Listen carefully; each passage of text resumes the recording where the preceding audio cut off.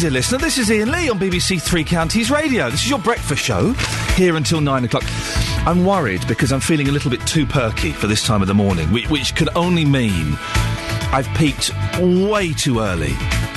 That's going to be terrible. By 7:30, I could be absolutely shattered and we could be in a terrible state of affairs. So let's see how we go. Loads coming up on the show this morning. We will be talking about paying cash in hand. Do you do it? We've all done it, haven't we? Haven't we? Have you done it? If you have, 08459 455 555. You can give me a call and let me know. The EastEnders. We'll be discussing the EastEnders television show. Yeah. Did you see it last night? I'm not a fan. I have to lay my cards on the table. I'm not a massive fan of EastEnders. Did you see it with the torch and all of that nonsense going on? Olympic travel. Now, listen. Also, I'd be really keen to talk to you if you went to the rehearsal of the Olympic opening ceremony last night. I know you can't tell me what happened, and I don't want you to tell me what happened. I just want to know thumbs up or thumbs down. That's all I want to know. I don't want to know the specifics of it, because it's a secret, and I'm looking forward to the secret. But did you enjoy it? That's all I want to know. 08459 455 555, all of that and more, between now and 9. Call 08459 455 555. 08459 455 555. BBC Three Counties Radio.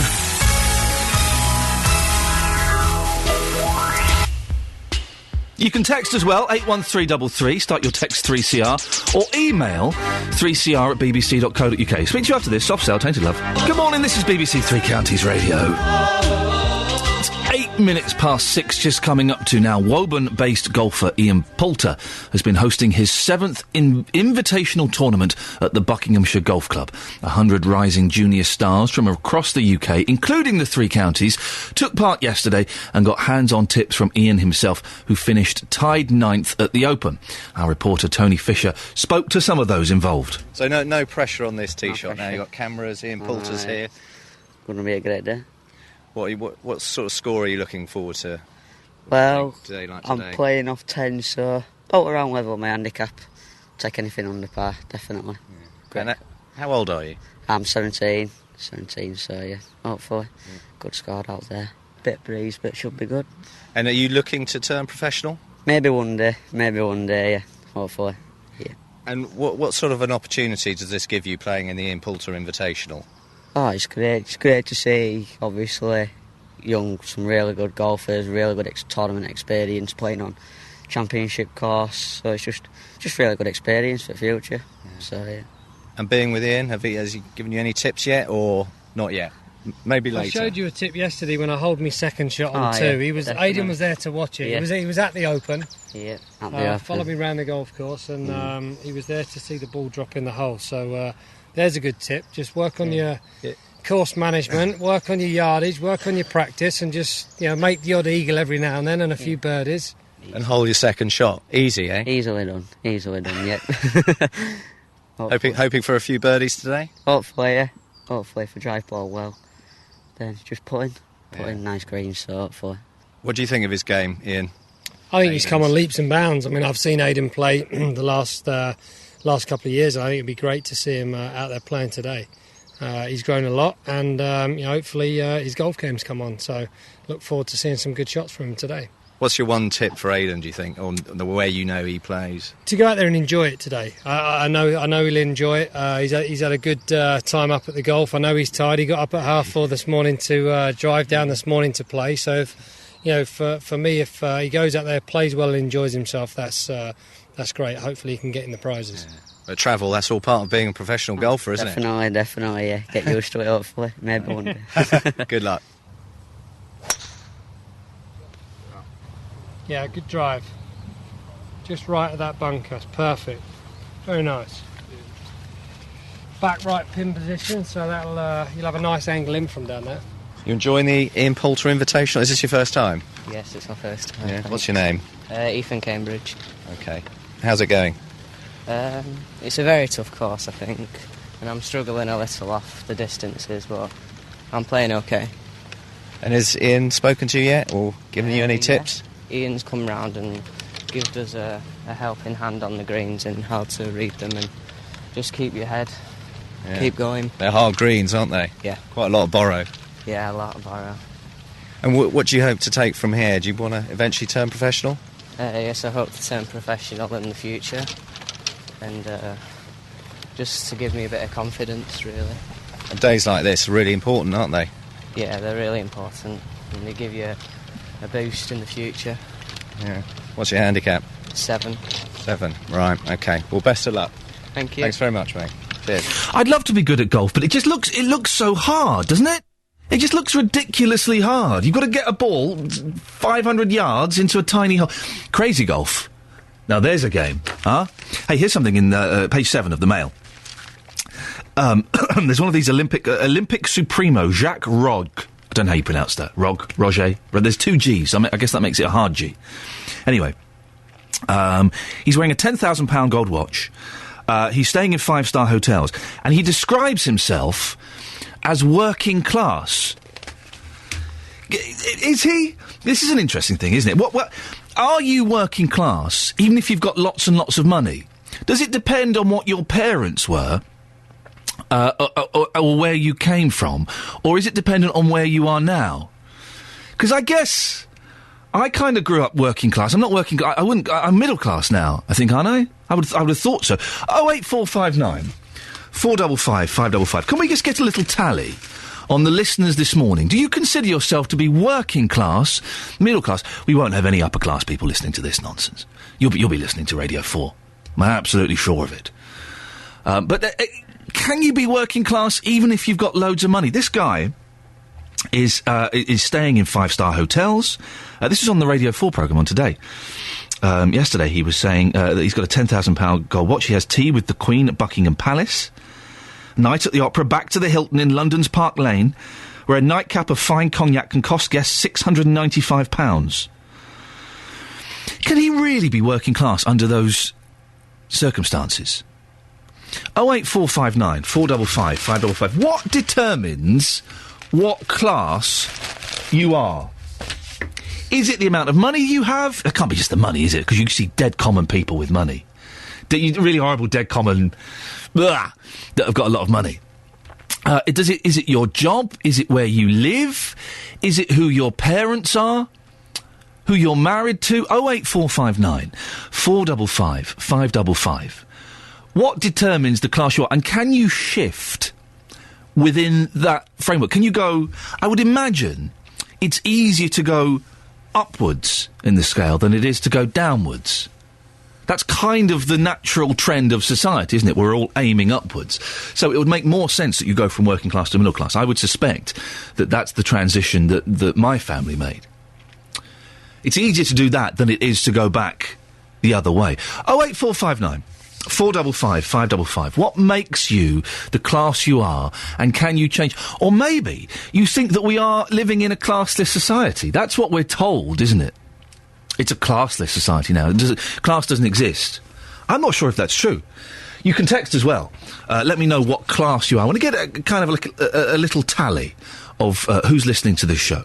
81333. Start your text 3CR. Beds, Hearts and Bucks News. BBC Three Counties Radio.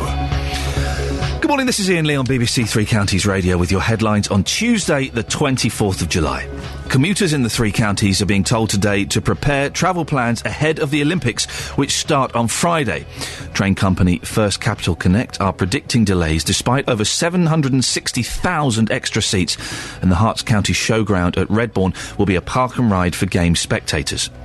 A Hertfordshire MP and Conservative Treasury Minister has accused householders who pay tradesmen in cash in return for a discount of being morally wrong. South West Herts MP David Gawke says such arrangements are helping people to avoid paying tax, and we'll be talking about that later on in the show. In sport, in last night's football friendlies, Luton won 2-0 at St Albans and Milton Keynes Dons won 2-0 in Ireland against St James's Gate. We'll have a full weather bulletin in a few minutes. And coming up, as the countdown to the Olympic Games is now just a matter of days, many of us will be planning our routes in and out of the capital. Next, we'll hear how one courier company from the three counties are preparing. See, I like Roberto. I've met him a couple of times. He's a nice guy, but that trailer makes me very, very uncomfortable. He's obviously, there's something wrong there, and wrong in the worst sense of the word. Roberto, seriously, you can get help for that. and I thoroughly recommend you do. I seriously recommend. Let's have a look at the front pages, shall we, before we get the latest weather. I can tell you the weather, it's nice. There you go. The Daily Telegraph. It is... this is the story we're talking about later on. David Gork, I think, is coming onto the show. It is morally wrong to pay tradesmen cash in hand. Treasury Minister says homeowners who allow workmen to avoid tax force others to pay more. What do you think about that? I'm really keen to get your thoughts on that. Have you done it? We've all done it at some point, haven't we? Even if it's like 20 quid to the guy that comes and trims, the hedge at the front of your garden. How bad is it? I mean, have you done it for big things like getting building work, cash in hand? 08459 455 555. You can text if you'd rather. I understand why this may be a slightly sensitive issue for some of you. 813 3CR. By the way, I'm not in any way condoning this sort of behaviour. I just, we're grown up enough to have an adult discussion about whether you do it or not, and whether you do think it is destroying the nation by not paying that tax. Is it morally wrong? And there's also a picture on the Telegraph of Chris Hoy. Four-time Olympic gold medalist Sir Chris Hoy will carry the flag for Team GB at the opening ceremony. It was confirmed yesterday. The Guardian. G4S staff cheat on tests to run X-ray scanners at games. Oh, man, G4S are back in the news. Who'd have thunk it? Recruits given several chances to pass exams on bomb detection, but just 20 minutes training on machines.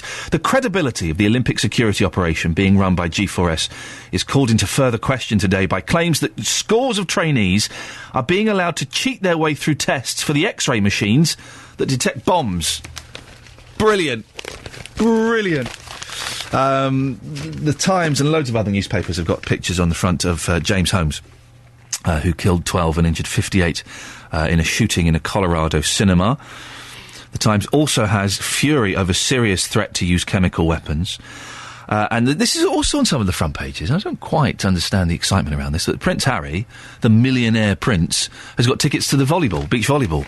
Shock horror. Who'd have thunk it? He's going to have such a good time. The Independent, similar stories. Syria raises the spectre of chemical weapons. Assad regime will use WND against threats from abroad. More pictures of James Holmes in court. And phone hacking criminal trial decisions today. We might be touching on this later on, that the Leveson inquiry is coming to an end. And we get to find out exactly what that is. The Daily Mail, paying a cleaner cash in hand is morally wrong, David Gork said yesterday. It's morally repugnant. Have you done it? Have you done it? A cleaner? Was it 20, 30 quid a week? You're not going to get them to give you an invoice and do the tax and the VAT on that, are you? Are you? 08459 455 555. The Daily Express, Euro chaos to wreck pensions. It's a pension story today from the Express. It's either pensions, immigration, or mortgages. Today it's pensions. £29 billion wiped off shares in new turmoil. The Sun, Joker in the dock. More of James Holmes in Corporate America. I'm afraid, dear listener, the Daily Mirror is not in yet. So if you've tuned in just to find out what's happening on the front page of the Mirror, you're going to have to be a little bit more patient. Beds, Hearts and Bucks weather. BBC Three Counties Radio. Let's get the latest weather now with Dan Holly. Good morning, Dan. Good morning. Yeah, another nice day coming up. Clear skies at the moment, 13 or 14 degrees already, so quite a warm start to the day.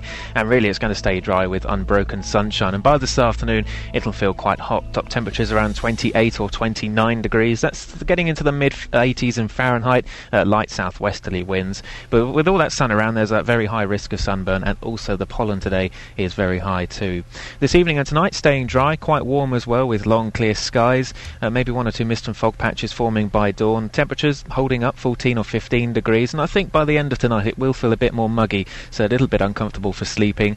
And that does mean tomorrow looking like another good day, a lot of sunny spells around, perhaps a bit more on the way of patchy fair weather cloud by the afternoon. And temperatures tomorrow similar values, 28, 29 degrees, but feeling a little bit more humid I think by the time we get to tomorrow.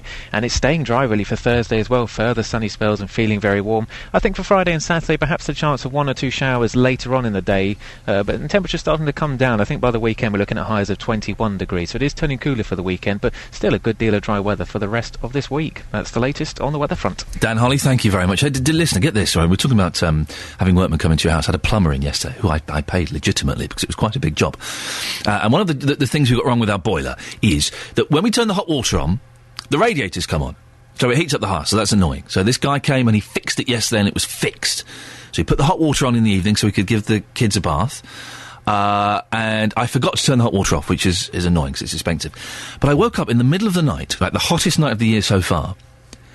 All of the radiators were on in the house. It was so hot. I was there lying there in bed, sweating, feeling a little bit sick, going, oh, God, this is so hot.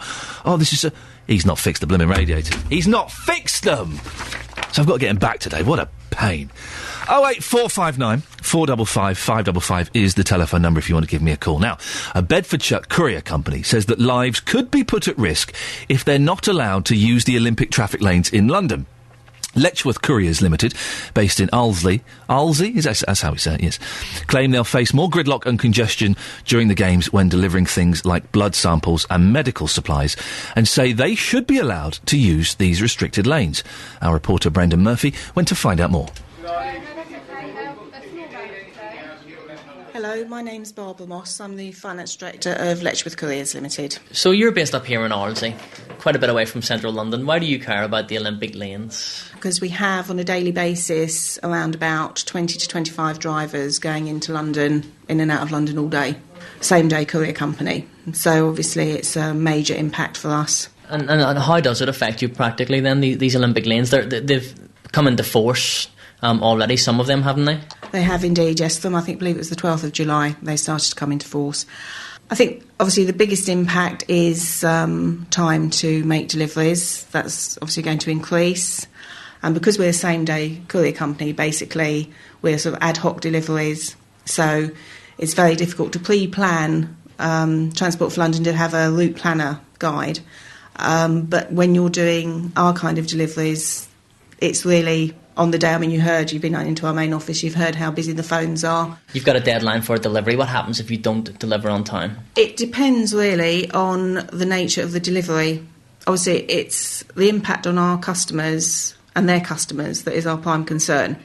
We do some urgent sort of medical deliveries into the capital. They can be pharmaceuticals. We do also do blood runs into a place near Harley Street, and they obviously have a shelf life, if you like, so it's important to get those in the right sort of time. And we also do deliveries for another company, which can be parts to go into operations, sort of valves for different kinds of operations and things. And there have, in the past, quite frequently been people literally on the operating table when a part has been called for. We store some parts here for them, so we pick them and the driver goes off with them. So if you get something like that, that is not going to fit into the midnight to 6 a.m. slot when the route's going to be open. So obviously we have a concern there about how we're going to get in. So when you're delivering some medical supplies, do you consider that to be an emergency service worthy of being able to use the Olympic lanes? I think where you've got customers that are providing items for operating theatres, then I think, yes, where you've got people potentially on the operating table or being prepped to be operated, then I would say that, yes, that would be an emergency service. And what kind of operations are we talking about? I believe there have been heart operations going on. Situations where people have been on the operating table where we've had to get goods into theatres.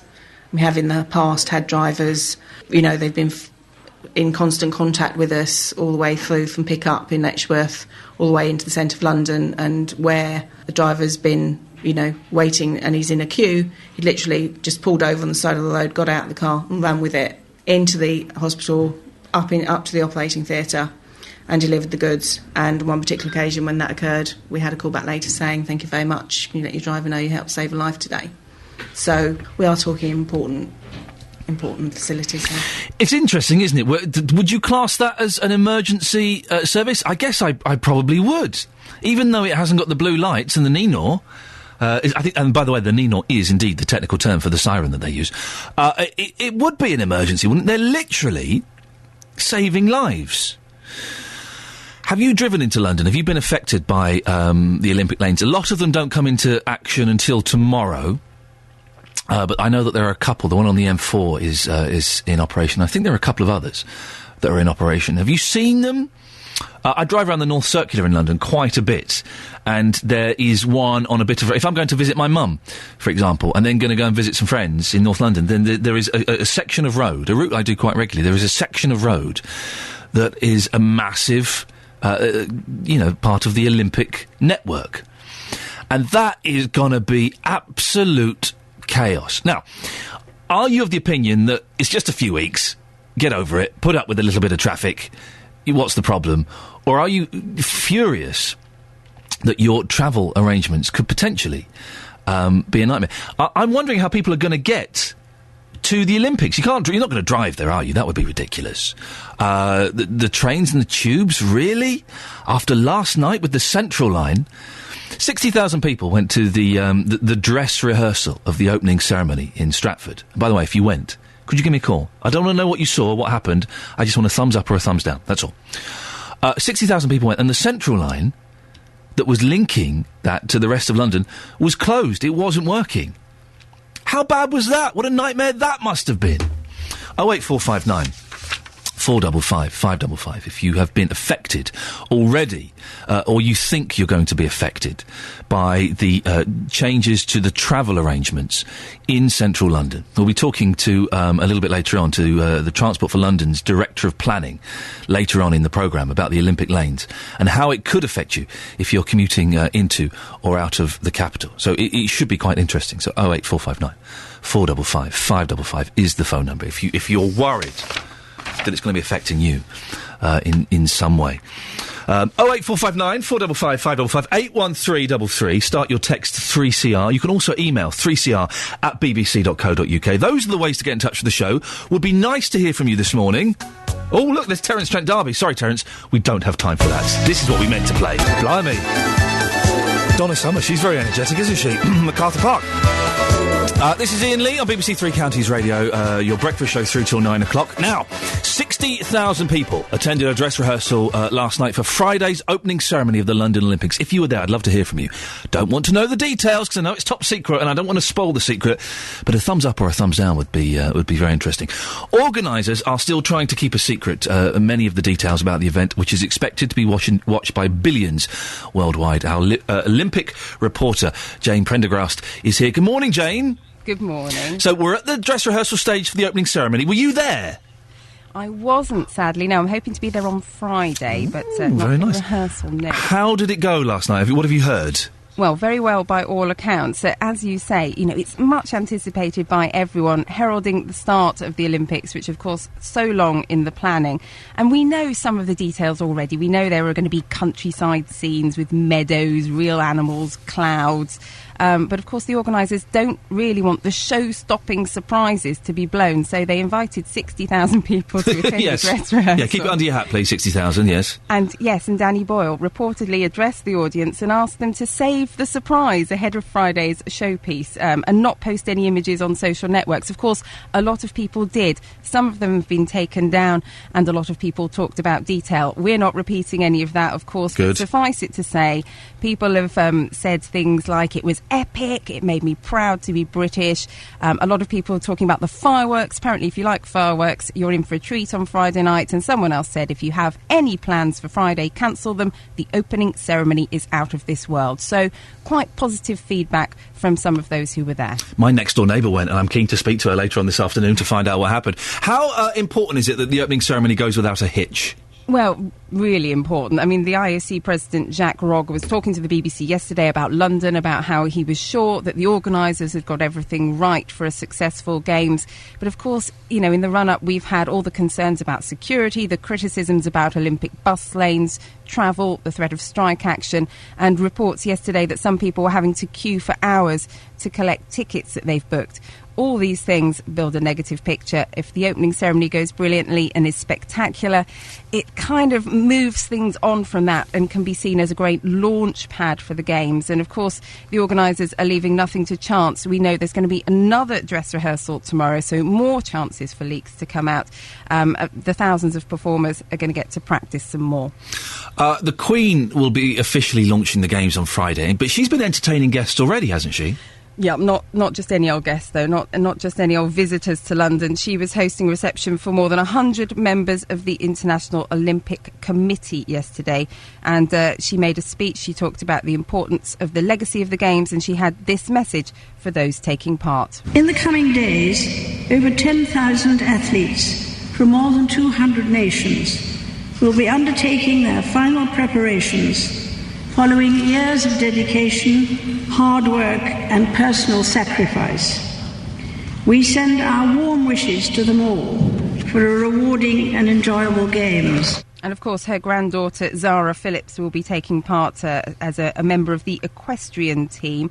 And the Queen went on to say that the Games was an inspiration to children and communities, and she said nowhere has this been more evident than in the warm welcome given to the Olympic torchbearers as the flame has travelled the length and breadth of the United Kingdom. Well, no, you mentioned the Olympic torch because it popped up in EastEnders, didn't it, last night? Not a programme I watch. I haven't watched it for years because it's utter tosh, but it was in there, wasn't it? Yes, it was quite bizarrely woven into the storyline. There were 2 episodes of EastEnders last night. The second one was mainly recorded. Yeah, not great for those who aren't fans. But there was a live 8-minute segment into it. And I kind of agree with you, but I do love it when the soaps do something live. And the actor Perry Fenwick, who plays Billy Mitchell, looked really nervous as he started off in this 8-minute segment with the torch on his 300-metre run. And, of course, it sped past the Queen Vic. It was really one of those moments where you couldn't quite separate real life and soap fiction. Well, this is the thing that confused me, Jane. Was it actually part of the Olympic relay, or was so someone one runner? I can't separate reality and fiction. So it was actual genuine part of the relay that took place on EastEnders. It was, because I remember when we went to the torch lighting in Greece, shortly after that, when it was announced where the torch was going, this was in the schedule, and you could see the people who were accompanying the flame. They were the same people. I saw it go through Hemel Hempstead the other week. Yep. They were the same people who were accompanying it then, the people in the grey tracksuits, the security, and the other people either side of Perry Fenwick. I don't think they were celebrities. It just looked as though they got lucky and happened to take part in the soap as well. Jane, thank you very much there. That's Jane Prendergast, who's our Olympic reporter. We'll be hearing more about that over the next couple of weeks. Did you see the EastEnders last night? I'm not a fan at all. My wife used to watch it, and thank God she has come to her senses. I used to be obsessed with Coronation Street. I used to be obsessed with it. I used to Sky Plus it, series link it. I came back from a 2-week holiday once, and on a Sunday afternoon I watched 9 episodes of Coronation Street back to back. I know, it was like watching 3 really good movies. Get this right. So I watched 9 episodes of Coronation Street back to back, so I'm kind of a little bit, out of it on Coronation Street. And then I went to my local supermarket, and Dev from Coronation Street was stood right in front of me. It blew my mind. It was like I'd walked into the television and was living a rather sad, pathetic dream. 08459 455 555. Did you see the EastEnders last night? I kind of do like the live ones. One of the last live ones I did watch, and one of the actors muffed up his lines. You could see him stumbling, and it was brilliant. And you could see all the others like going, "Oh my God, he's messed up his lines. What do we do?" And a professional, it may have even been Perry Fenwick, stepped in and filled the breach. Oh dear. Beds, Hearts and Bucks News. BBC Three Counties Radio. These are the headlines this morning on Tuesday, the 24th of July on BBC Three Counties Radio. Commuters in the 3 counties are being told to prepare travel plans ahead of the Olympics, which start on Friday. Train company First Capital Connect are predicting delays despite over 760,000 extra seats, and the Herts County Showground at Redbourne will be a park and ride for game spectators. A Hertfordshire MP and Conservative Treasury Minister has accused householders who paid tradesmen in cash in return for a discount of being morally wrong. South West Herts MP David Gawke says such arrangements are helping people to avoid paying tax. In sport, in last night's football friendlies, Luton won 2-0 at St Albans and Milton Keynes Dons won 2-0 in Ireland against St James's Gate. And your weather across Beds, Herts and Bucks, dry with long spells of unbroken sunshine and feeling hot once again. The day's maximum temperature 29 degrees Celsius. Coming up, cash in hand. Surely at one point, loads of us have either paid or been paid cash in hand for work. Is it such a bad thing? Our reporter joins us next to tell us more. Good morning, dear listener. This is Iain Lee, BBC Three Counties Radio. Let's have a little bit of this, shall we? Gary Barlow and the Military Wives. Sing. There are two shows getting a right royal pasting in all the papers today. This Jesus Christ Superstar thing. Have you seen this? I've not seen it. It's on every night of the week, is it? That's it. This is the Andrew Lloyd Webber trying to find Jesus. Now that I would actually watch, but he's trying to find it for his musical. And it's on every night, and it's a weird mix of judges. Dawn French, Jason Donovan and Mel C. Now, while I like all of those people individually, apart from one, I'm not saying which one. It's... Mel C is Mary Magdalene in it, apparently. There you go, you see. Fantastic. It's on every single night, and it goes on for hours, apparently. How much can you drag this up? Also, The Voice is getting a pasting because there was an audition, and only 6 people turned up for the audition for the next series. Well, haven't we had enough of these things? I hate those kind of programmes. I don't watch Britain's Got Talent or The X Factor because the first few weeks... It's just mentally ill people, isn't it? It is. The X Factor in particular. It's just mentally ill people, vulnerable people, who shouldn't be on TV, being laughed at. That's what we're doing, isn't it? And I find it very... I used to enjoy it, and then it dawned on me that's what it was. It's vulnerable people that we should be protecting, and we're all pointing our finger and laughing and going, ha-ha, look at that idiot. I don't enjoy them at all. And really, what have they given us? Will Young. That's it. That's all it's given us. Will Young. Leona Lewis didn't do anything. Liberty X. That's all we've had. Girls Aloud. Well, yeah. You put it like that, it makes it even more pointless. 08459 455 555. My 6 o'clock peak has peaked, and I'm on the downward slide now. Right, where are we? Yes. No, of course, this is very interesting. Have you ever paid a builder, plumber or electrician in cash? Well, you are morally wrong if you do so, according to the Treasury Minister, David Gauke. He's told the BBC that by paying tradesmen this way, it encourages tax avoidance. When a tradesman says, here's a 10%, 20% discount on your bill if you pay me cash in hand, that is facilitating the hidden economy. That's as big a problem in terms of loss to the exchequer as tax avoidance. That is meaning that revenue isn't being paid that should be paid. If people do that, they have to do so with the recognition that means that taxes will be higher for the rest. Well, let's get a word on this from our reporter, Gavin Lee. Good morning, Gavin. Oh, Gavin, where are you? Are you there? I can hear you loud and clear. I can hear you now, sir. Thank you very much. Sorry, my fault. Okay. Why is the Treasury Minister saying this? Well, he was dispatched, I think, by the Treasury to talk about a new policy when it comes to celebrities, the super rich, people using tax avoidance schemes like K2, where... in ordinary circumstances, if you're earning a substantial amount, you can go from 50% tax to potentially 2% tax, providing you pay this company.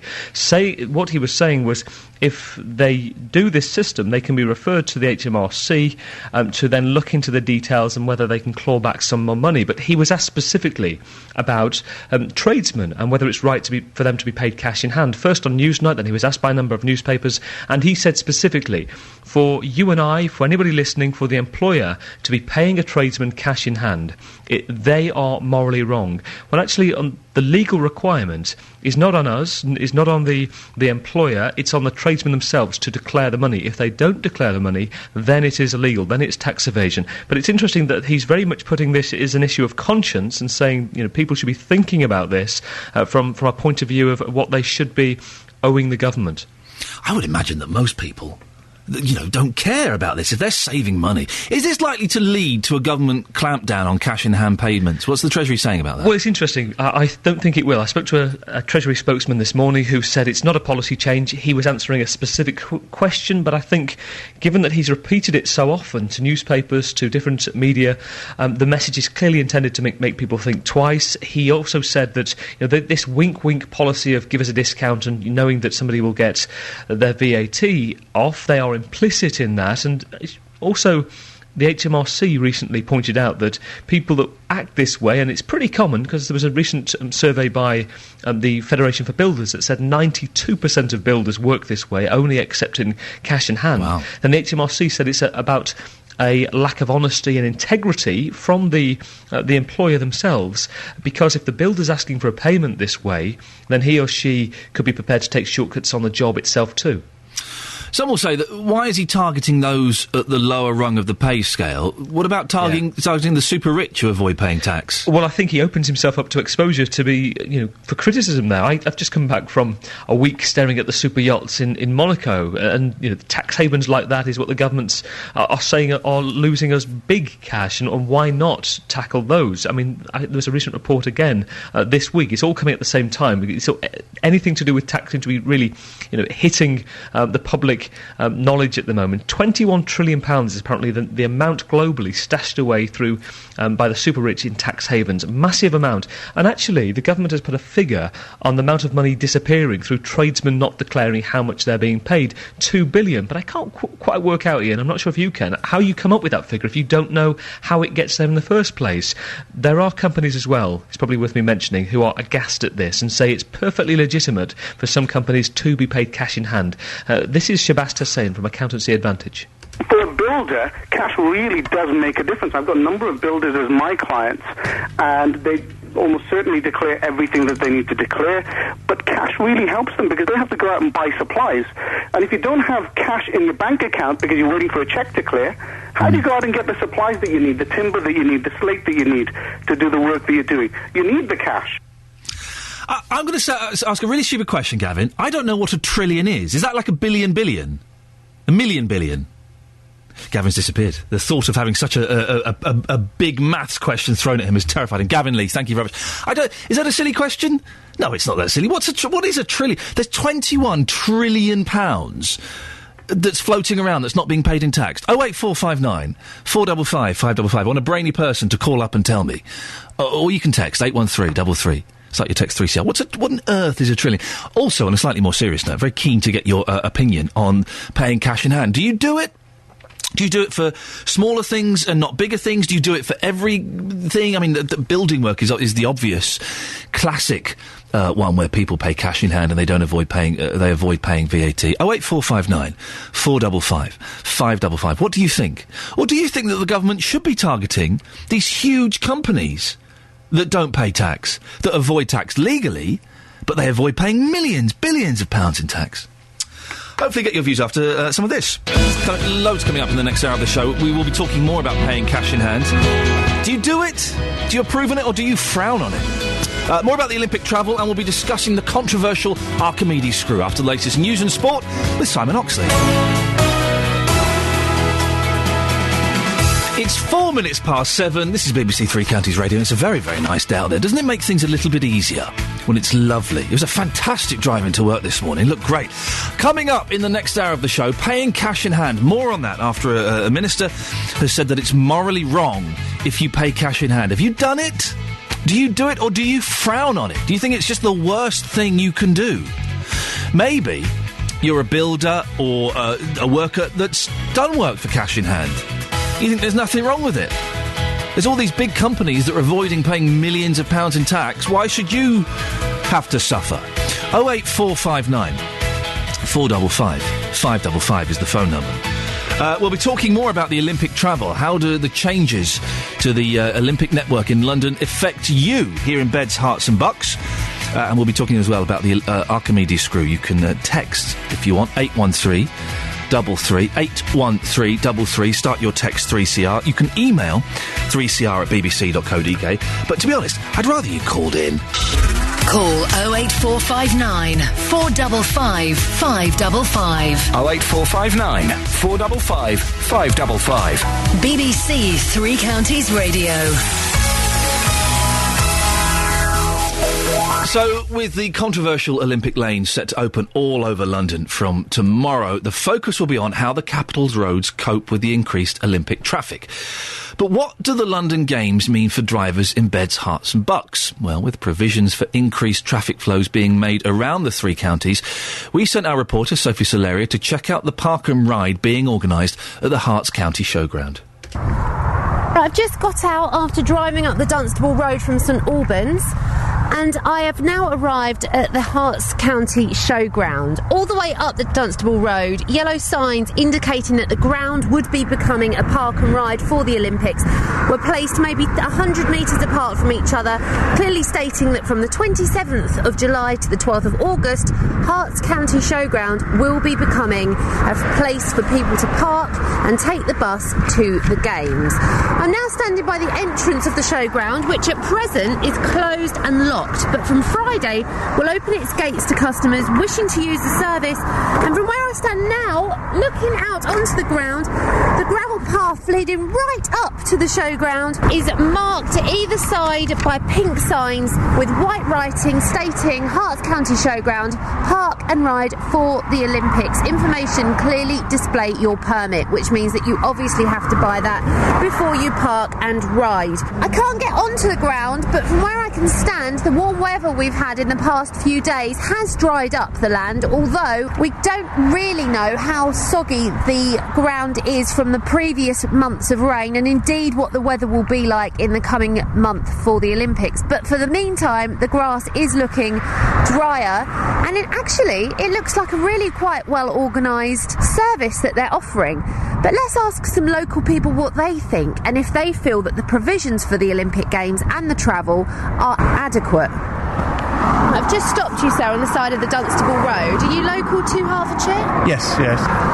What do you think about the park and ride option at the Herts County Showground? I think it's quite a good option, really, because it's close to the motorway, and really, once you start going any further into London, where else is there? Do you think the traffic is going to be an issue? I think most of it will be actually what's coming off of the M1, and because it's only within a few hundred yards of the M1, I can't see that it should be a problem. Although we've had lovely weather the last few days, we're hoping that the ground isn't too waterlogged for the cars. That could be an issue if it does get waterlogged. Obviously, it's going to churn up. You've got a Land Rover here, which is quite a substantial car. Would you be concerned about this maybe sinking? No, not at all, no. I'd be one of the ones that's towing everybody else off. I haven't got any problem with the traffic, as long as traffic is able to move. Do you drive a lot for your job? I do drive a lot. Right now, I think I was here last week on Thursday. I came through this road, I think because of the roadworks that they had just down the road. Traffic was going all the way up to this end. And I'm thinking, okay, if it's going to be put up as a Olympic whatever, how are they going to manage the traffic? I mean, can you imagine? I've also looked at situations where they have shows and stuff like that. Traffic becomes a bit of a nightmare. If they've put this as an Olympic whatever, park and ride, I don't know what that is going to be like. That was our reporter Sophie Soleria at the Park and Ride being organised by Herts County Showground for the Olympics. Well, what about commuters travelling into London during the 2012 Games? Andrew Long is from the Bedford Commuters Association and joins us now on the phone. Good morning, Andrew. Good morning. Drivers are being advised not to commute into London if they can help it, but how well do you think the rail network will fare during the Games? Well, they've gone to a lot of preparation beforehand. They're saying they hope to have most trains in their fleets operational. Certainly on the Thameslink, on the First Cup Connect route, I think they're hoping all services will at least be 8-car trains, and the ones that are 12-car will remain 12-car. And I think they've requested drivers and other key operational staff not to take annual leave either during the Olympics or the Paralympics. So I believe they've put everything in place that they possibly can. And of course they've got some good fare offers too. They've got some super off-peak fares to go to the Olympics, which I think are 20% cheaper than their normal fares. So I think they've gone to a lot of trouble to try and match the demand. You've got a few tips for people in the three counties travelling into London about how to avoid the jam-packed stations and get to where they want to more easily, haven't you?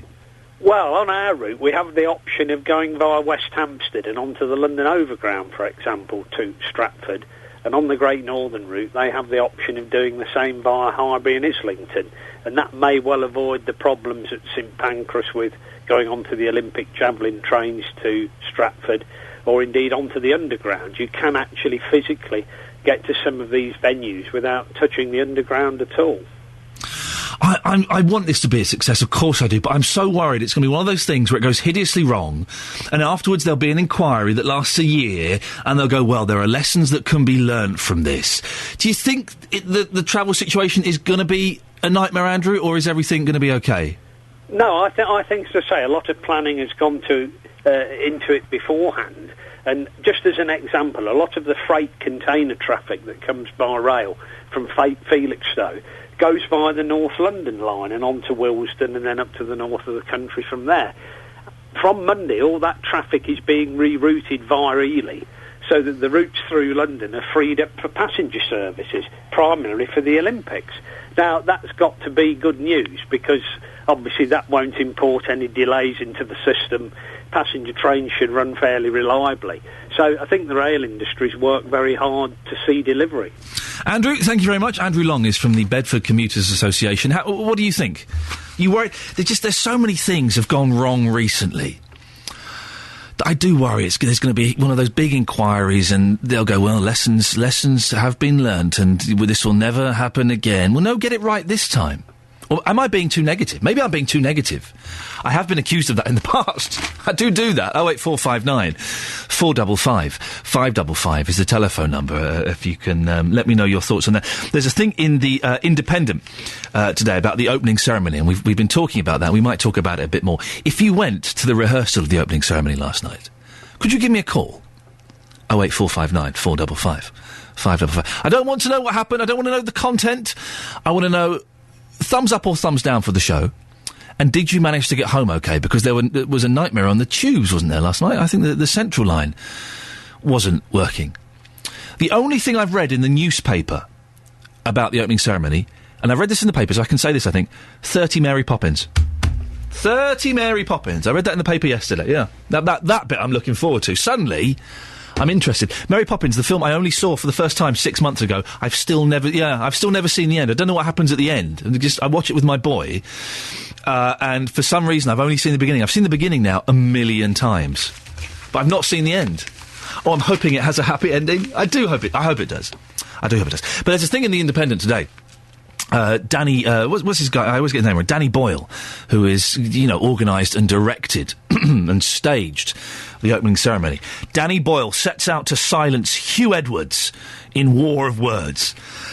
So basically, Danny Boyle has said to the BBC, and specifically to Hugh Edwards, when you are showing my opening ceremony on the telly, I do not want you talking over it. I don't want any commentary from you, Edwards, because you'll ruin it. I want this to be presented as I see it being presented, without any interruption. Now, part of Mr. Boyle's criticism, I think, is the Jubilee coverage, which came in for a lot of flack. I didn't see a lot of it because of various reasons. My little boy was in hospital, so I missed most of it, although I was quite looking forward to it. But the bits I did see, particularly on the BBC, but other stations did this as well, it did feel a little bit dumbed down. I know it's a phrase that's bandied around quite a lot, but it did feel a little bit dumbed down. Some of it was excellent on the BBC, don't get me wrong, it wasn't all like that. But when you've got Fern Cotton talking about jelly moulds or something to Paloma Faith, you kind of think, really? Really? So I think this is what Danny Boyle's worried about, is that they're going to dumb down his thing. What do you think? Should the BBC be doing a commentary, or should we see it as the performance it is? I kind of think, if Danny Boyle is who is an excellent film director, he knows what people want and what people can understand and references that people will get. Why don't we have it as it is intended to be? Maybe you press your red button now if you want Hugh Edwards talking to you. That might be the way forward. 08459 455 555. Beds, Hearts and Bucks News. BBC Three Counties Radio. These are your headlines this morning on Tuesday the 24th of July on BBC Three Counties Radio. Commuters in the three counties are being told to prepare travel plans ahead of the Olympics, which start on Friday. Train company First Capital Connect are predicting delays despite over 760,000 extra seats. And the Herts County Showground at Redbourne will be a park and ride base for game spectators. A Hertfordshire MP and Conservative Treasury Minister has accused householders who pay tradesmen in cash in return for a discount of being morally wrong. South West Herts MP David Gawke says such arrangements are helping people to avoid paying tax, and we'll be talking about that more on the show in a little bit. In sport, In last night's football friendlies, Luton won 2-0 at St Albans and Milton Keynes Dons won 2-0 in Ireland against St James's Gate. There's a full sports bulletin in 15 minutes. We'll have weather with Dan Holly coming up. And after that, you'll have seen loads in the papers, the continuing coverage of the Leveson inquiry, which has been investigating press standards. Well, today is the last day. We'll hear the latest next. Always worth a listen. And Jonathan will be in the studio with me in about an hour's time. And I really wish that we could record and put out as either like a late night show or a podcast the stuff that he tells me off air. Because it's very, very naughty. It really is very, very naughty, Jonathan Vernon Smith. We've had some texts. Thank you for that. 81333. You can start your text at 3CR. The Olympic travel we're talking about. All this chaos of the Olympics. Security, roads, cost. I'll be so happy when it's all over. Many more feel the same. Well, do you feel the same, dear listener? Are you looking forward to it being over? See, I've kind of come the other way. I was not dead against it, that's a little bit harsh, but I wasn't particularly keen for it and treated it with a certain amount of disdain. But since I saw the torch in Luton the other week, I'm quite excited about it now. I'm getting quite into the idea of it. I'm enjoying all of this. And even grumpy old me is going, well, there'll be traffic chaos, but really, come on, we can put up with it, guys. Is that your attitude, or are you sick to death of the Olympics? It's going to get worse. Oh, it's going to get worse, I tell you that now. 08459 455 555. Are you sick to death of the Olympics? This is from Dave in Luton. He also goes on to say, did you fix your lawnmower? Not yet, Dave. I'm going to have a go today. It's been suggested I pour boiling water. It's a nightmare. I pour boiling water over my nut. And then hopefully I can loosen it. And if that doesn't work, and it pains me to say it, because there's nothing wrong with the lawnmower, if that doesn't work, I've been instructed by my wife to go and buy a new lawnmower today. And I hate wasting money. If it ain't broke, don't go and buy a new one. And this isn't broke, it's just I can't get the nut off to replace the blade that's bent. It's got a bent blade. So it chews up the garden. But I can see, what's a lawnmower these days? 150 quid? For one of the ones that catches all the grass. I want one of the ones that catches the grass. I don't want to rake. So no, Dave, I've not fixed my lawnmower. And this is an anonymous text that's very mysterious and a little bit scary. It's about cash in hand. When I moved into my village many years ago, the chairman of the parish council took me to one side and thought I should know that this village worked on the black economy. Huh? A whole village working on the black economy? Really? Is that true? I cannot believe that the whole village works on no. 08459 455 555. Dan, thank you very much. It makes such a difference. I was in the back garden yesterday, playing with my little boy, and it was wonderful. There's no hosepipe ban, so we had a hose out. The boy was running around in his pants, covering himself with water from the hose. Now, life does not get much better than that. Well, that reminds me, I was going to talk about this earlier on. For some reason, I don't remember why, but I was talking to the production team earlier on, and two of us agreed that one of the best things in the world, one of the most comforting things in the world, is a roast dinner cooked by Mum. It's just the best thing. No one cooks a roast dinner like Mum, and there is nothing as comforting as going to Mum and having her cook a roast dinner. Now, my mum's not very well, so she doesn't cook roast dinners anymore, but I've kind of learnt I can do the potatoes almost as good as Mum. So I thought we could throw this out as a text. 81333 3CR. What are the small things that are really comforting to you? The small, silly little things that are actually, in the great scheme of things, are completely inconsequential and meaningless, but are comforting to you. You can text 81333. Start your text 3CR. And just let us know. For me, it's got to be roast dinner. Roast potatoes, done by Mum. All fluffy, all nice. Perfect. Here's an interesting quirk. I'm sorry for going off on tangents, but this is kind of where my head is at today. It's in a very tangent-based place.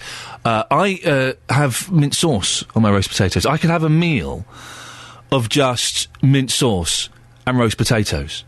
That would suit me down to the ground. That would work perfectly for me. That's all I'd need to keep me satisfied. So small things that gets very comforting. 81333. Start your text 3CR. You can email as well, of course. 3cr@bbc.co.uk. There's a thing in the thing that's amazing about the Olympics, that's in all of the papers, constantly, is this kind of perving over the what are they called? The beach volleyball girls. Even the Daily Mail, which purports to be a vaguely respectable newspaper, has got, page 6. An Australian beach volleyball player in London yesterday, warming up, in a slightly, mucky shot. And all of the stories, the front pages, a lot of the papers, are about Prince Harry, the millionaire prince, who has got tickets for beach volleyball. Does it strike you as a little bit odd that it's got this kind of pervy outlook on the sport? And if I were a beach volleyball player, I'd be well annoyed that the only coverage that I was getting was the fact that I was wearing a bikini. Now, of course, if I was wearing a bikini in public, it would get coverage, because that's an odd thing for me to be doing, a man who's nearly 40. But it just seemed a little bit odd that we're celebrating, the pinnacles of human endeavour and achievement. And basically, we're all perving over the beach volleyball girls. Does make me wonder. We're going to come to Richard in Bedford very shortly, but David Cameron, Hugh Grant and the parents of Millie Dowler are just a few of the witnesses who've given evidence. But the Leveson inquiry into press standards is expected to hold its last scheduled public hearings today. Victims of media intrusion and representatives from 3 newspaper groups are due to appear before Lord Justice Leveson before he sets out to write his report due in autumn. We've got media expert Neil Midgley, been following the inquiry. I think we can speak to him now. Neil, let's look back at the evidence the inquiry heard.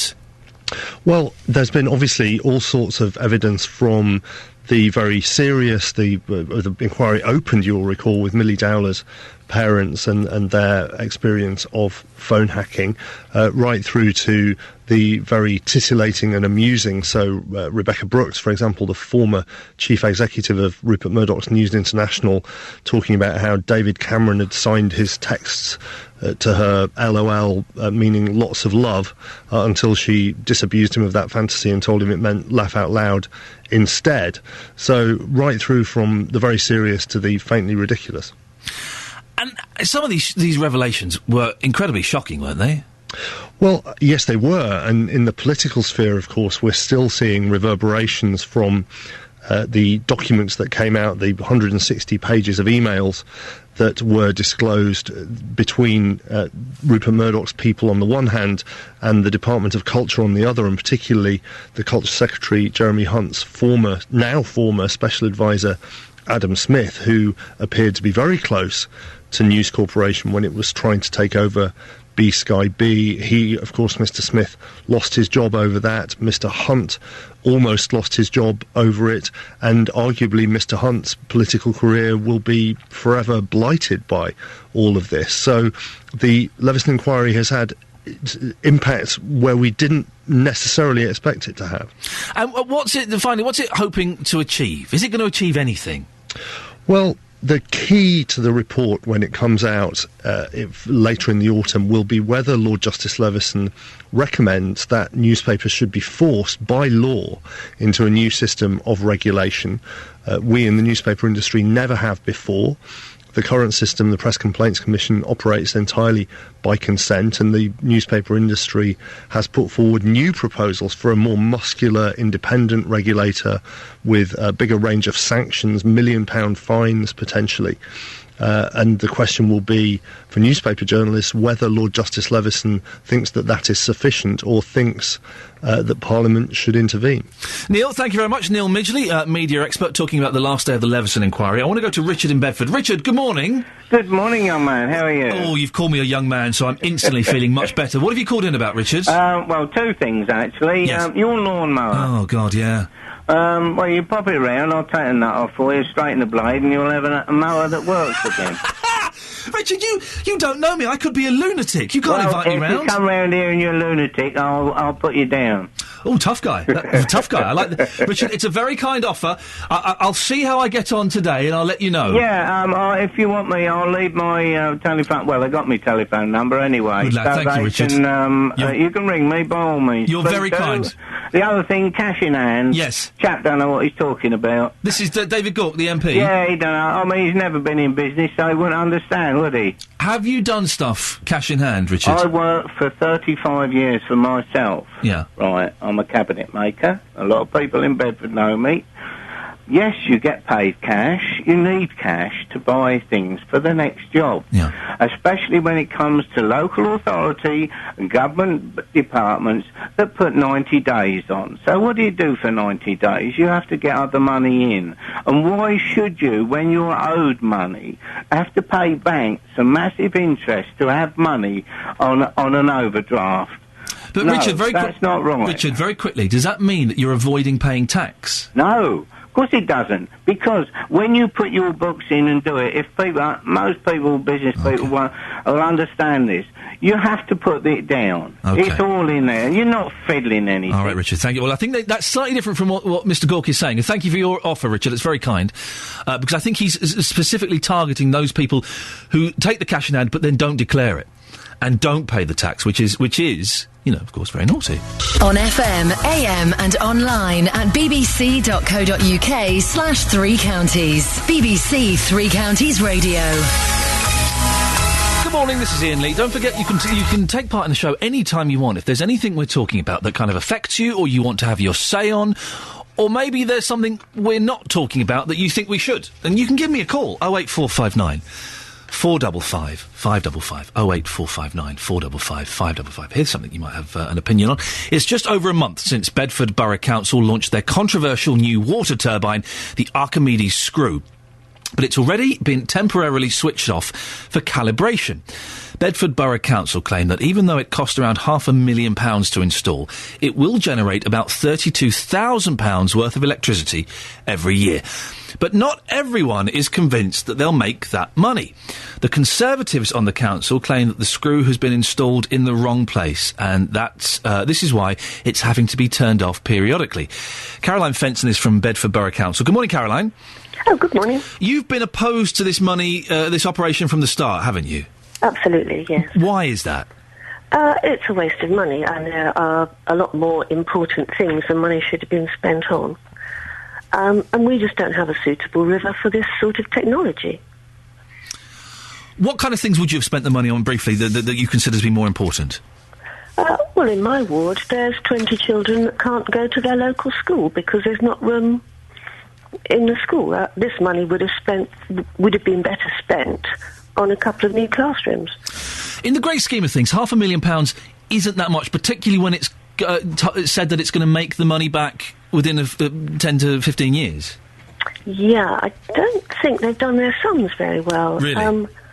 If you consider this money is borrowed, nobody talks about the interest repayments on it. They say it will pay back the capital in 16 years if it's working at absolutely optimum efficiency. It certainly won't pay back the interest. We all know about compound interest. So you're saying that that it will actually have to pay back more than £500,000, and also the fact that it's been turned off already means that it's not going to make as much money per year as perhaps we've been led to believe. No, it won't make as much money. They've already downgraded the proposed amount. Excuse me. I don't think the council were aware that the Water Authority are able to turn the water down. If there's any flood risk, they close the sluices. Well, Caroline, say that we've got Dave Hodgson, who's the Mayor of Bedford, online. Good morning, David. Good morning, Ian. Is the screw operating at the moment?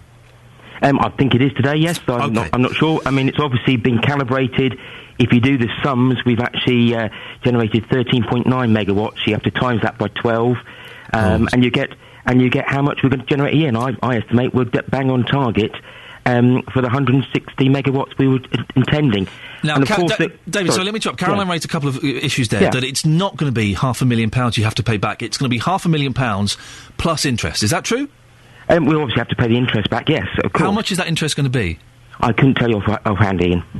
You've got no idea? No, I mean, it's actually, it will be at the public sector borrowing rate, so it's lower than most people pay for interest, so public sector borrowing board. But if you look at how much we got, I mean, I think we're generating more electricity.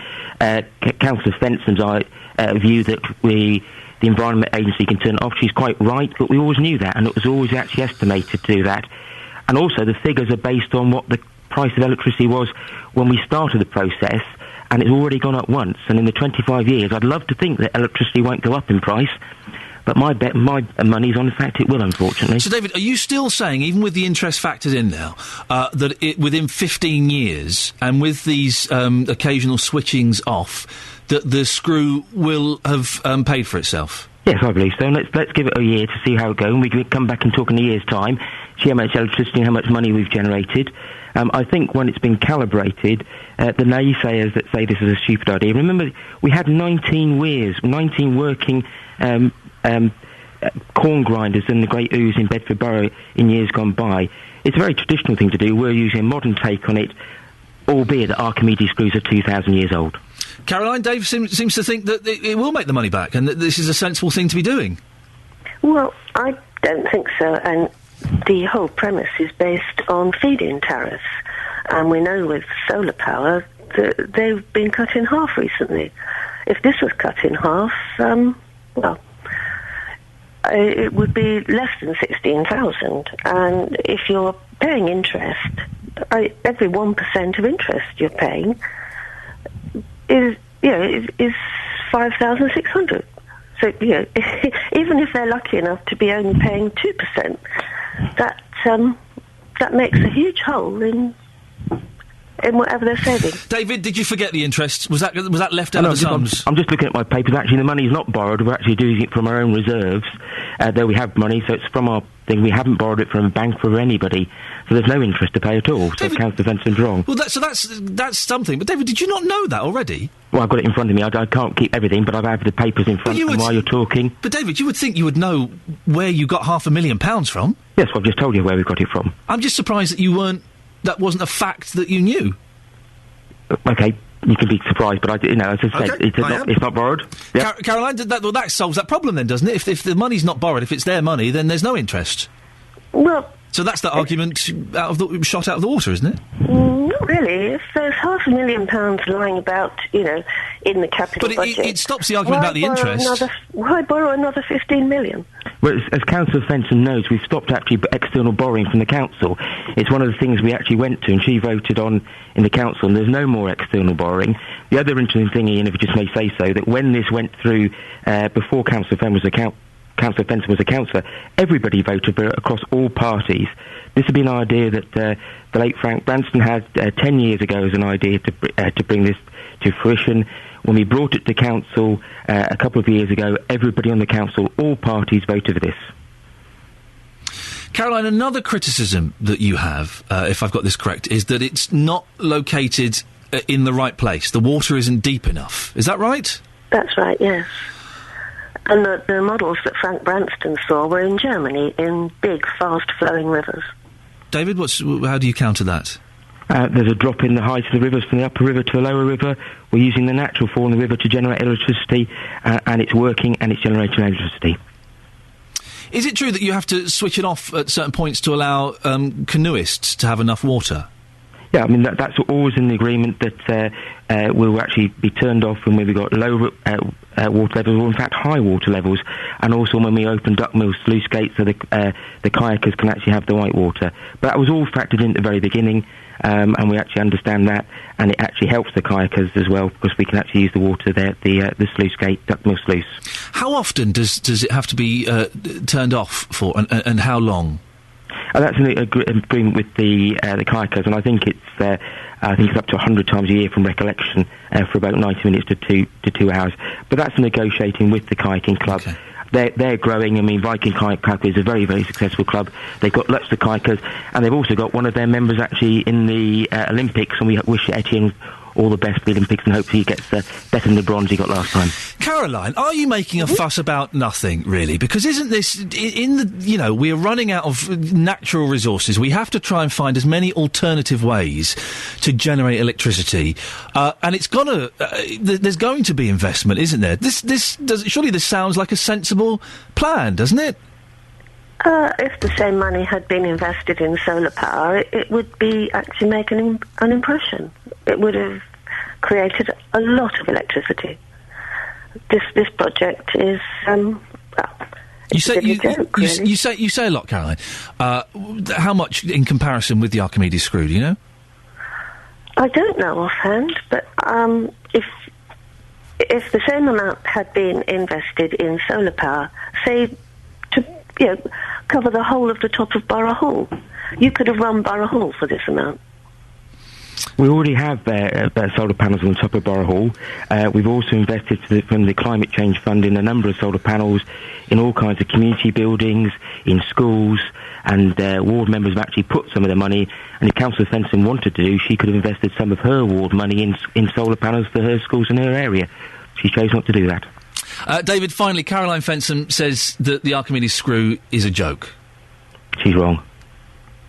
Thank you very much. That's Dave Hodgson, who's the Mayor of Bedford, and Caroline Fenton from the Bedford Borough Council. Thank you very much. Fascinating. What do you think? 08459 455 555. £500,000. Well invested? We have to look for alternate methods of generating energy, don't we? Of course we do. Oil and electricity is so expensive that this makes sense. I am a little surprised the Mayor didn't know where that £500,000 came from. You would have thought he would have been on top. That's a lot of money.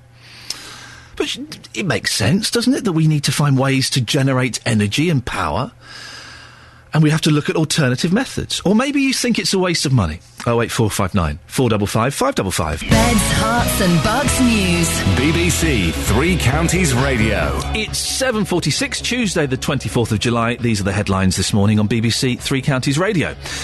Commuters in the three counties are being told to prepare travel plans ahead of the Olympics, which start on Friday. Train company First Capital Connect are predicting delays despite over 760,000 extra seats, and the Herts County Showground at Redbourne will be a park and ride base for game spectators. A Hertfordshire MP and Conservative Treasury Minister has accused householders who pay tradesmen in cash in return for a discount of being morally wrong. South West Herts MP David Gauke says such arrangements are helping people to avoid paying tax. In sport, in last night's football friendlies, Luton won 2-0 at St Albans and Milton Keynes Dons won 2-0 in Ireland against St James's Gate. The weather for Beds, Herts and Bucks, dry with long spells of unbroken sunshine and feeling hot once again. The day's maximum temperature, 29 degrees Celsius. Coming up, more in the pricing of the white stuff. No, not that. Milk I'm talking about. An agreement was finally reached yesterday in the dispute over how much money farmers receive to make it. We'll bring you more in the next few moments. Call 08459 455 555. 08459 455 555. BBC Three Counties Radio. So you just heard Dave Hodgson, the Mayor of Bedford, and Caroline Fenton, an opposition councillor there. What do you think about the Archimedes screw? Waste of money? Or a sensible option in these days when energy and electricity are becoming rarer and more expensive? 08459 455 555 is the telephone number. You can give me a call and let me know. We've got a couple of emails and texts about working cash in hand. You can email 3cr at bbc.co.uk. I very nearly gave you my own private email address there. That would be awful. I did once give up my phone number on air. By mistake, years and years ago. I gave up my phone number instead of the station phone number. Luckily, it was on a station that no one listened to in the middle of the night and no one heard it. An email from Anonymous. You're all anonymous. Look at that. Those traders that take cash in hand still have to buy the materials for those jobs. If they buy them from their usual supplier, it goes on an account. Especially if they are a VAT paying company, they will buy on account. Therefore, cash may well be logged in their taxable accounts. Well, I think that's the thing. David Gauke, I don't think, and we'll find out maybe a bit later on, he's not criticising people who are taking cash in hand and paying tax on that. That's legitimate. If you get a receipt, you pay by cash, and they declare it, that's fine. I think he's angry with those people who are getting cash in hand and not declaring it, and therefore not paying tax. Matt says, if the government is worried about tax dodging through cash in hand, they should look to themselves first. How many MPs, bankers and the likes dodge tax through legitimate offshore accounts and clever accountants? Thank you, Matt. Now, this milk story, which we touched upon yesterday and has been in the news. Do you care about the price of your milk? Well, I guess you do. After days of protests, an agreement was finally reached yesterday in the dispute over the price paid to Britain's farmers for the milk they produce.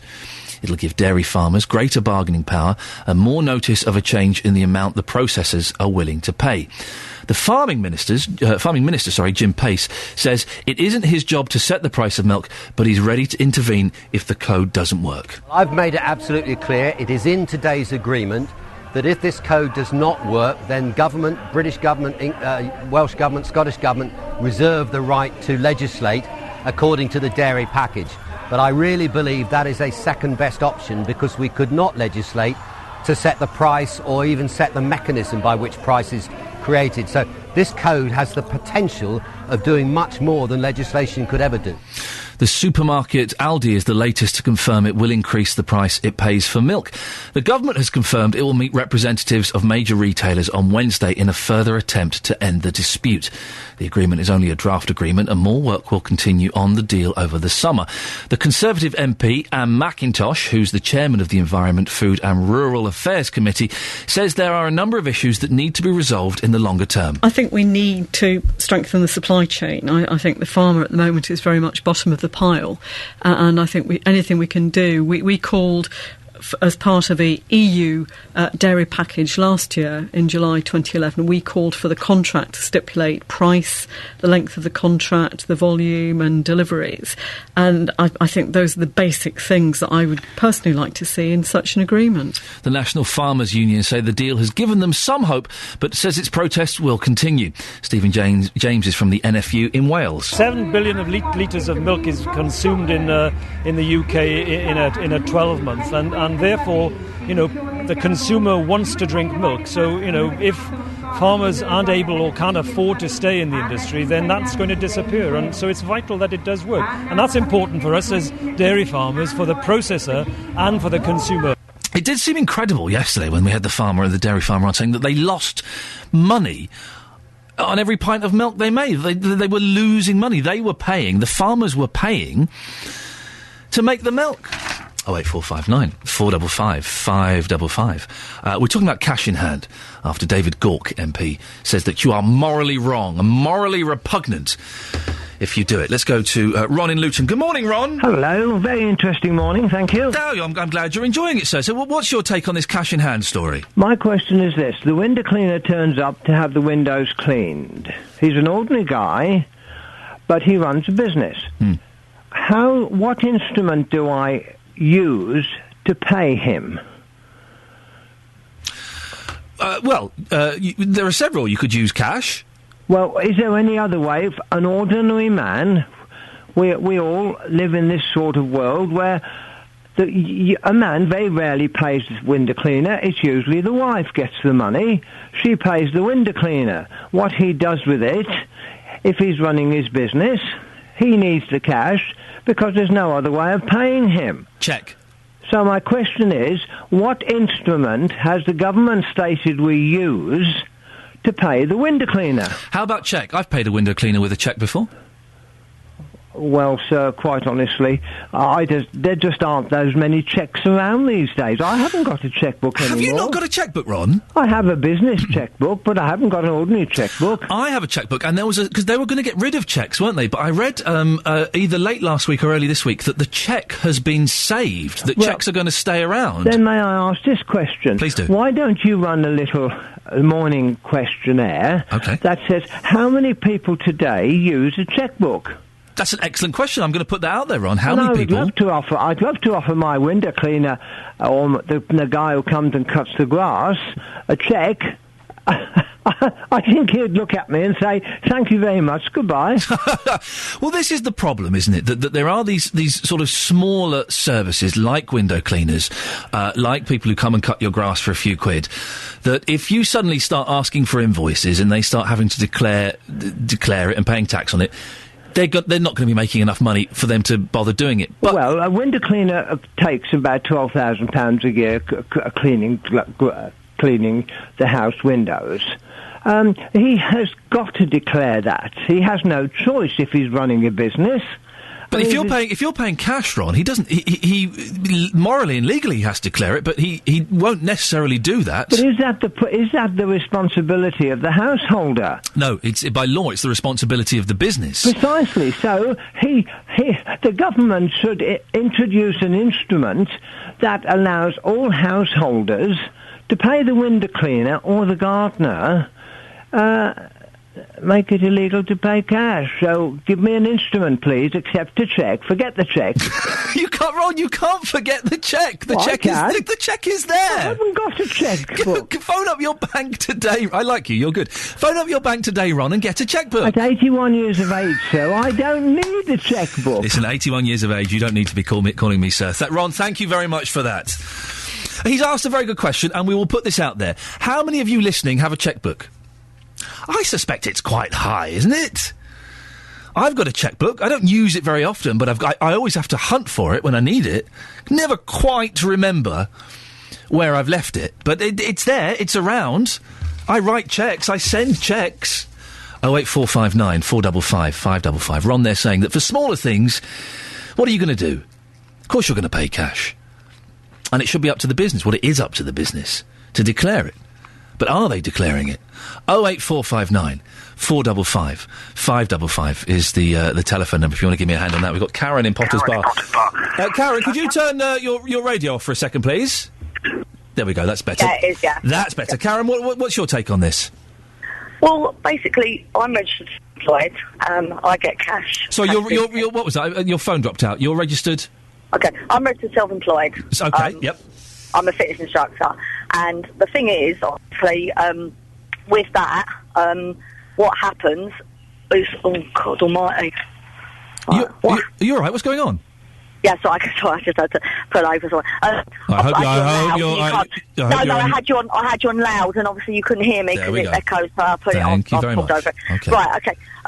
What it is, if you're registered self-employed, you have to put things for your books. Yeah. Because the thing is, it's not worth it if you don't, because you can't claim the expenses and things like that will go towards it. For example, you're going to pay petrol if you're like a window cleaner to get there and back, and then you want to put in for that, don't you? Yeah, but if you're a window cleaner, I'm not having a look at window cleaners, it's just that's what's come up. If you're a window cleaner and you're doing all your jobs cash in hand, you could declare 2 of them and not declare the other. So you declare half of them, and you don't declare the other half. So you can still claim for your petrol and your expenses, and your income looks a little bit less than it actually is, and the rest just goes into your pocket. That's one way around it, isn't it? No, I say, yeah. So I'm not encouraging anyone to do this. I'm just saying that that's a possibility. So I'm assuming as a fitness instructor, you never do cash in hand. Everything is legitimate, goes through the books, and it is above board. Yeah, I do things through the books. I get cash, obviously, because people pay me cash, but I have other ways they pay me as well. Does it annoy you, Karen, very quickly, because we're running out of time, does it annoy you, these small companies that take the cash in hand and don't declare it? Well, yeah, because obviously it will all tot up. But the thing is, I just want to make another point. Very quickly. Is that's been going on for a long time, as we know anyway, obviously, basically. So why they bring it up now does make me laugh. I think it just makes me wonder if maybe they should think about, is it expenses, claiming extortionate expenses morally wrong? Karen, thank you very much indeed. Karen, they're saying maybe the MP should be looking at what's going on in their own pockets rather than having a go at small independent businesses. Karen, thank you very much. 08459 455 555. 7 o'clock coming up next hour. More about working cash in hand. Is it morally wrong to do that? David Gawk seems to think it is. 08459 455 555. Time for the news and sport now. Here's Simon Oxley. Thank you very much, Simon. This is Iain Lee, BBC Three Counties Radio, here for the next couple of weeks, until 9 o'clock today. So many texts on playing cash in hand and the Olympics. Here's something I threw out earlier on, and I will touch on this very briefly now. We're asking for the little pleasures in life, the small things that are seemingly insignificant, but just make you happy. This is because I was talking to the production team, and we two of us agreed. Mum's roast dinners. There is no meal... You can go to one of the best restaurants in the world. Nothing will taste as nice as Mum's roast dinners. A couple of texts. Judy says, the small comforting thing for me is snuggling into bed in flannelette sheets when the winter arrives. Anonymous says, the cold side of the pillow. Oh, yeah, I tell you what I like. When the sheets have been changed. At the end of the month, when you've got new sheets in. I'm joking, we do it every week. We do it every week, but it's nice. And Adam says, little pleasures, when you get a little wink and a discount for paying cash. Adam, no. By the way, we're not condoning paying for cash and avoiding tax in the slightest. I have to say that. But we are asking, do you do it? Is it morally wrong to do it? We've got loads of texts on that, and we will talk about that more. 08459 455 555.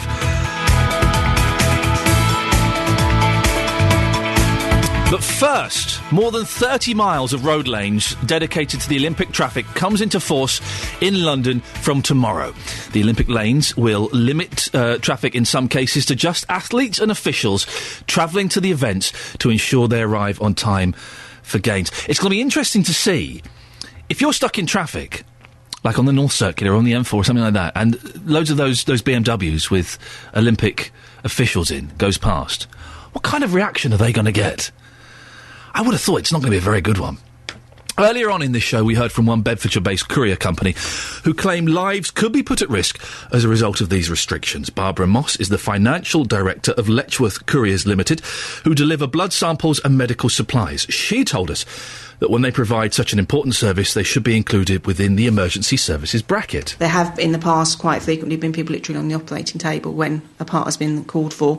We have in the past had drivers, they've been in constant contact with us all the way through from pick-up in Letchworth all the way into the centre of London, and where the driver's been, waiting and he's in a queue, he literally just pulled over on the side of the road, got out of the car and ran with it into the hospital, up to the operating theatre, and delivered the goods. And on one particular occasion when that occurred, we had a call back later saying, thank you very much, can you let your driver know you helped save a life today? It's an important job that they do. And joining us now is Transport for London's Director of Planning, Ben Plowden. Good morning, Ben. Good morning. Ben, you just heard Barbara then. What's your reaction to that story? Well, clearly, there's no doubt at all that the Olympics and the Olympic route network you mentioned are going to have a significant effect on the city. And it's been a requirement since the Atlanta Games in 1996 to have such a network. So, as you said, we can get everyone to the Games on time. We've been working very closely with the NHS, with courier companies like the one you've just heard from, to make sure that they fully understand where the Olympic road network is, when it will be operating, what the rules are for the Games lanes, to avoid the sorts of situations that the person who you just interviewed spoke about. So if people need to know more about how this is going to operate and how they can avoid getting stuck, the best thing is to go to our website, getaheadofthegames.com, where all the details about how this is going to operate and the hours of operation will be in place, and they can see how to make the journey they've got to make as quickly as they can. But Barbara was just saying there that her company, they save lives. Yeah, no, I mean, of course, and we've been working with all sorts of people, with the brewery industry, with the cash and transit people who collect money to and from banks, with undertakers, right across all the sectors in the economy who are going to have to take account of the Olympics as part of their planning for the Games. And of course, some of the main blue light vehicles will be able to go in the Games zones when they're on a blue light call, and we just need to make sure that everybody else understands the operation so they can make their journeys planned appropriately. As I say, the best thing to do is to go to the website and just check out the details to make sure they know exactly how the routes are going to operate, and they can get the journeys done as safely as they can. So Ben, ambulances and fire engines and police cars, if they're on a blue light call, they're allowed to use the Olympic lanes, no problems? They are, that's right. Okay. We've got a lot of listeners who will be commuting in. Can you explain how the Olympic lanes work? What the hours are and when they come into operation? Right, so there's two very important things to say. The first is that the Olympic route network is about, as you said, about 30 miles, about 1% of the roads in London. Now, all traffic can use the Olympic route network. Cars, buses, vans, motorbikes. It's open to general traffic. The one thing I would say is that some of the side turnings onto and off the Olympic route network will be closed in order to keep the traffic flowing smoothly. For a very small part, about a third of the Olympic route network, then there are the games lanes in which only the official vehicles, the Olympic vehicles, can travel. And that will mainly be actually buses and coaches carrying, 15, 20 athletes and officials on the way to and from the park. So the games lanes are restricted only to Olympic traffic, and people who use the games lanes will potentially be subject to a fine if they're clearly using it as a way of getting along the road quicker. But the thing to say, the one thing, the Olympic route network will actually be flowing pretty smoothly, precisely because it's designed to make these journeys predictable and reliable from, say, a hotel in central London or a training site somewhere else in South London to the Olympic venues quickly and efficiently. Ben, you say the Olympic lanes will mainly be coaches and things like that, but what's this, a fleet of, is it 300 BMWs? If people see those going past and they're stuck in traffic, they're going to be quite resentful, aren't they? Well, I think people hopefully will take account of the fact that this is a requirement of the IOC, the International Olympic Committee. There will be some individual vehicles, the cars you mentioned, travelling up and down the game zones, but the vast majority of both athletes and officials and the media, which is the other group who can use the Olympic lanes, will be in buses and coaches. So people aren't going to see sort of single cars, hundreds of single cars. What they are going to see is loads and loads of buses and coaches, reasonably full with people travelling at reasonably high speed and predictably along the lanes to the venue so people can get to there. So Usain Bolt, for example, doesn't turn up 15 seconds late for the 100 metres final, which wouldn't be a great outcome for London. He could probably still win it if he turned up late. Ben, you said there that the media get to use it. Can I go in the Olympic lanes, please? If you're not an accredited journalist, unfortunately you can't. You could try, but you might get a ticket. What is the fine if people do drive in? It's £130, and what we're hoping is that we'll actually issue as few tickets as possible, because people obviously will understand the rules and stick with them. So we're hoping that we won't need to levy many fines, because the lanes are clearly marked. And the other crucial thing to say is that the Olympic lanes will not be used unless they are necessary in terms of the number of people needing to get to and from the park. So when they're not needed, there'll be what are called variable message signs on the side of the road saying either lanes in operation or lanes not in operation, at which case anybody on the Olympic route network can use the games lanes as well. Who gets the money from the fines? I'm not exactly sure of that question. I think the central government does, but I ought to check and get back to you. I don't actually know. Okay. And you probably don't know this. Do you know if any fines have been issued already? No, because the lanes don't operate until tomorrow, as you said in the introduction. But the M4 one has That's true. That's operated by the Highways Agency. That has come into operation. That's because at the start this week, obviously, the Olympic family start arriving from Heathrow into central London, and then obviously from tomorrow they'll be starting to use the network to get to and from the main park of Stratford. Ben, you're excellent with all the lingo. The Olympic family. Oh yes. Well done. What that means is the athletes respect the officials and the accredited media. I know you can't because you're in an official position, but doesn't part of you feel like just saying, "Oh, come on, guys, it's only for a few weeks. Lighten up. It's the Olympics." Well, what's interesting is that when we've been trying to obviously communicating all these factors as hard as we can over the last 6 to 12 months, and I think what's happened is that as the opening ceremony's drawn closer and closer, now we obviously got the rehearsals going on this week. We had the Tour de France, which really I think brought everything to life. People have started realising quite how significant this is as a sporting event and as an effect on the city. I mean, obviously a hugely positive event, and I think people now can go to our website, they can look at our Twitter feeds, and they can get all the information they need to make sure that the games have as little impact as possible whilst we watch the sports, the finest sports in the world. Very quickly, Ben, what's the website people need to go to find out what roads are affected? Getaheadofthegames.com. Everything you need is there. And can we speak to you after the Olympics and see if this was a success Absolutely. or a disaster? By all means, I'd be delighted to come on, yeah. Ben, thank you very much. There we go. It's Ben Plowden, who is the Transport for London's Director of Planning. He was good with all the Olympic family. It's good, wasn't he? Do you know what? If I'd have spoken to him 3 weeks ago, I'd have been kind of, come on, Ben, sort this out, this isn't fair. But I'm really getting excited by it. I'm genuinely getting excited by it.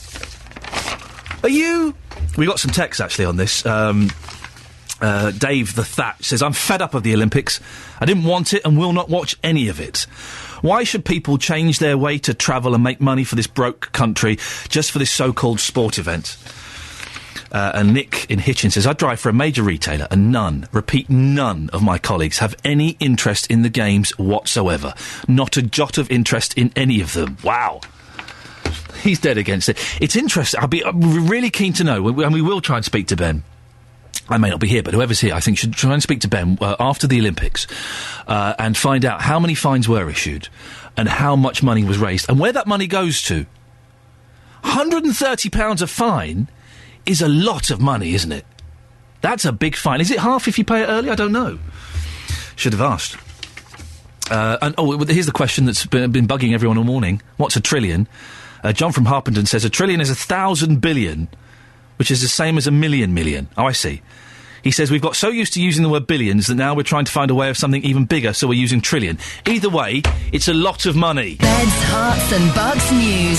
BBC Three Counties Radio. These are your headlines this morning on BBC Three Counties Radio. Commuters in the three counties being told to prepare travel plans ahead of the Olympics, which start on Friday. Train company First Capital Connect are predicting delays despite over 760,000 extra seats. And on the roads, the Hearts County Showground at Redbourne will be a park and ride base for game spectators. A Hertfordshire MP and Conservative Treasury Minister has accused householders who pay tradesmen in cash in return for a discount of being morally wrong. South West Herts MP David Gauke says such arrangements are helping people to avoid paying tax. In sport, in last night's football friendlies, Luton won 2-0 at St Albans and Milton Keynes Dons won 2-0 in Ireland against St James's Gate. We'll have a full sports bulletin with Simon in 15 minutes. Also have a weather bulletin in a few moments with Dan Holly. And coming up, the inquiry which has been examining press standards is expected to finish today. Next, we'll speak to a man from St Albans who's a former deputy editor of the News of the World and the Daily Mirror. Good morning, dear listener. This is Iain Lee on BBC Three Counties. Normally, I would have the fragrant smell of Jonathan Vernon Smith, who is, if you've never met him, he's a beautiful smelling man. He's not here this morning. Justin Dealey's here instead. Who stinks? Absolutely stinks. Oh, how are you there, Marlon? You well? You smell wonderful, thank sir. you. You're looking very summery as well. You've got the short sleeves on, you're all set to go. Brokeback Mountain, here we come with the T-shirt. It's very nice, isn't it? With the T-shirt, good. Yeah. What's on the show? You're filling in for Jonathan today. What's on the show today, Justin? We're going to be talking about something that you've been talking about today. Is paying cash in hand morally wrong? The Treasury Minister and Hertfordshire MP David Gauke has accused householders who pay tradesmen in cash in return for a discount of being morally wrong. Yeah. When was the last time you paid for something cash in hand? Because I can't remember. I have done it. I haven't done it for a while. We had a plumber yesterday. That was legitimate and above board, and I'm glad it was, because he ain't fixed the problem.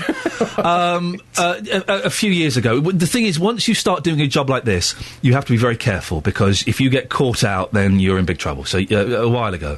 Well, it's thought the government loses about £2 billion a year through tradesmen who don't declare their earnings. So, a few things this morning. Do you still pay cash in hand for anything? If so, what do you pay cash in hand for? But I want to try and get to grips with this argument that tradesmen are coming up with today. They are saying that we take cash in hand because we need access to funds for the next job. Heard that a few times. Yep. Is that true, or is that just an excuse to actually avoid paying tax? We've had a lot of people, in fact we've got a text on it saying that there's like a 90-day invoicing system, so they have to kind of pay their money up front. And I don't think there's a problem with that, is there? If you're being paid cash, as long as you're declaring it and putting it through the books, I don't think Mr Gauke has a problem. It's that thing of taking cash and then putting it in your back pocket. Maybe declaring 2 out of 5 jobs. I'm plucking that figure from thin air this morning, but is paying cash in hand morally wrong? Is that how you work at the BBC? you declare 2 of the days. Yes. And actually, I think we've got a statistics course coming up here at the BBC very soon, so I'll make sure I'm on that. Justin, I should be listening to that. Are you doing the consumer hour as well? Yes, absolutely. Getting stuck in. Have you got to do the phone calls after the show? Because when I filled in for Jonathan, I had to phone up the companies. I didn't realise. I thought it was all, the team would do it. But I love all that. I love it, because you phone up with a complaint and you say, hi, I'm ringing about a complaint. Oh, yeah, OK. Yes, I'm from the BBC. Oh, yes, how can I help you, sir? Isn't it amazing? When you put those 3 letters in the conversation, suddenly things get sorted out. Looking forward to it. Justin, I look forward to listening to you. Justin Dealey in for Jonathan Vernon Smith. Jonathan's back tomorrow, but it's well worth listening to. I'm a big fan of both of these gentlemen, and I'll be honest, they both smell wonderful. They both smell absolutely delightful. We have got some texts about cash in hands. Some of the large companies I carry out work for make us wait 90 days for invoices. Oh, this is the one I was referencing just then. And I have to pay their accounts department for that service as well. Cash jobs keep me going a lot of the time. The government does nothing to help me on the late payment issue. I have to pay my vet bill every month, regardless of whether I've been paid, says Rob. Oh, VAT bill. I was thinking, what? What's the vet bill got to do with it? That's come from nowhere. Sorry, Rob, I do apologise. I am officially an idiot. Nicky and Hitchens says, before our MPs start lecturing us on cash in hand, they ought to examine their own expenses, like flat-screen tellies, having moats cleaned, hiring adult films, or using taxis to go miles. Hypocrisy or what? Well, they have looked at that, I think, haven't they? And that's pretty much been sorted out. Lee from Sandy says the same thing. As regards to cash in hand being morally wrong, is it not wrong also for an MP to claim cash that they have also dwindled, I think you mean diddled, out of the system? What's good for them is also good for me. And Anonymous says, cash in hand, agree with David Gork. I've got well-off friends who withdrew maximum cash every day for 2 weeks from a cash machine to avoid VAT on a makeover job, so they connive with the builder to avoid paying. It's unfair on the rest of us who have to pay up. Anonymous. Well, is it unfair? Because if everyone did pay this extra VAT and this extra tax wouldn't go down. VAT wouldn't go down. We wouldn't be saving money. We wouldn't get any reduction in it. We wouldn't get anything, would we? 08459 455 555 is the phone number. Beds, Hearts and Bucks weather. BBC Three Counties Radio. Let's get the weather with Dan Holly. Dan? Thanks, Dan. Call 08459 455 555. 08459 455 555. BBC Three Counties Radio. The Leveson inquiry is expected to draw to a close after holding its last scheduled public hearings today. The inquiry, which has been examining press standards, including the hacking of voicemails and illegal payments by newspapers, led famously to the closure of the News of the World last year. Well, Paul Connew comes from St Albans, and he's a former deputy editor of the News of the World and the Daily Mirror. He's also a media consultant. Good morning, Paul. Good morning. What do you think the Leveson inquiry has achieved? Very, very interesting question, that. Perhaps it's achieved perhaps more than some people expected and less than others expected. In effect, it's probably told us more about politicians and police officers than it has about the press, certainly in terms of what surprised the public. The issue, I think, though, is going to be what Lord Leveson recommends, which his report isn't due until the autumn. It's going to be a tricky one for him, because I think he's very conscious that his report could end up as some similar ones have done in the past into the media, rather kicked into the long grass. As we saw it on the inquiry, David Cameron, who actually ordered the inquiry, actually was a bit evasive about his view of any statutory underpinning of the press. Michael Gove famously upset Lord Leveson by very much sort of, opposing the inquiry itself in some ways and describing it as having a chilling effect on press freedom. Ed Miliband, Nick Clegg, etc., I think were certainly more sympathetic towards the idea of statutory underpinning, which certainly seems to be what Leveson has in mind. But Leveson has to have a concern, I think, that political opinion is going to be very divided on this one, and how much of his recommendations actually turn into anything is the big question. Paul, I have to pick you up on something. You said there that the police and politicians probably came out of it worse. I think everybody came out of it pretty badly, the press included. There were some pretty horrible revelations were made about everybody.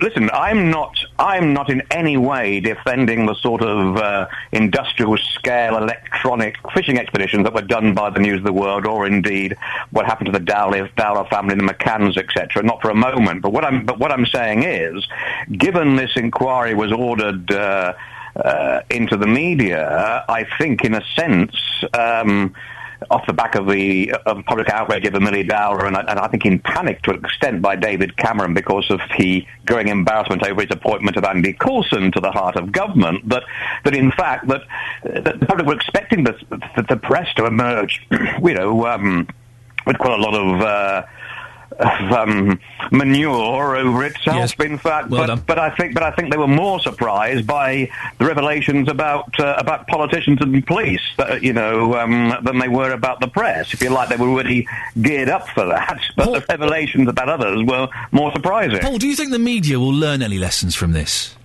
I think they already have. I think if I think press behaviour is certainly. I'd be very surprised if anybody is still hacking phones or hacking emails. At the same time, we have to remember that things like the MP's expenses scandal and indeed the scale of the phone hacking and the cover-up that surrounded it were only exposed by other newspapers. So I think we've got to be very careful that what we don't get out of Leveson is something that actually limits genuine public interest investigative journalism. Finally, one of the big things to come indirectly or directly out of the Leveson inquiry was the closure of the News of the World. In hindsight, do you think that was the right thing to have happened? Well, obviously, anybody who worked there, I was there long before the phone hacking era, but in fact, anybody who worked there obviously feels very embittered about what happened, and I think I can understand that feeling, because I think the closure probably had as much, if not more, to do with the fact that News Corp was still hoping at that stage to make a successful bid to take over to buy up the rest of Sky, and that was the real motivation for the closure. As it happened, of course, as the Dowler outrage grew, they had to withdraw that bid anyway, and I wonder if that decision wouldn't necessarily have been taken if it wasn't for the Sky B bid at the time. But also, it was probably the decision, probably the right one for News Corp at that time. Whether it was the best thing for for plurality of newspaper choice is a different matter. Paul, we've got to leave it there. We're out of time. Thank you very much. Paul Connew from St Albans, former deputy editor of the News of the World, and is now a media consultant. We're going to go to Diane in Langford. Good morning, Diane. Good morning. You heard Ron in Luton earlier on, who put out the challenge that nobody has checkbooks anymore. Do you have a checkbook? Of course I do. Of course I have a regular checkbook, because how would it's gone out. Charities survive otherwise. We were only talking about this the other day, a friend and I. Yeah. She sends checks for charities. I do. We pick out each month which ones we're going to do, and it's checks, but not the same one every month, because you can't afford it. How do you choose which one you're going to send a cheque to? Well, it's all according to what it is. Right. What was the last one you sent? World Wildlife. Okay, there you go. So you're kind of favour towards animals, but you've got to check. I am favoured towards animals because they can't talk. Sorry? They can't talk, can they? They cannot talk. Yes, that's one thing I've noticed about them. No, well done for you. Good work. So you think that Ron is talking nonsense and that cheques are in and most people have checkbooks? Yes, because you don't keep money in the house, not these days. Because it's dangerous. If anybody breaks in and finds it, then that's it. It's gone. Diane, thank you very much. You talk about not keeping money in the house. I found in my car, my little boy's 2.5. He's got like a little sort of like purse thing that he puts coins in, and he likes to think he's like the big man, right? I found it in my car. I had a look in there. He's 2.5. He had £7 in there. The thing is, it's my £7. What he does is he finds money that's fallen out of my pocket or on my bedside table, and he just has it. So I've taken it from him. I've got that back, don't you worry about that. Across beds, hearts and bucks, this is BBC Three Counties Radio. You're all being very kind, discussing my lawnmower problems, and this is the ongoing theme. We're doing all these huge stories, but the lawnmower is the one that seems to grab your attention. Someone has phoned up to offer me their lawnmower for £40.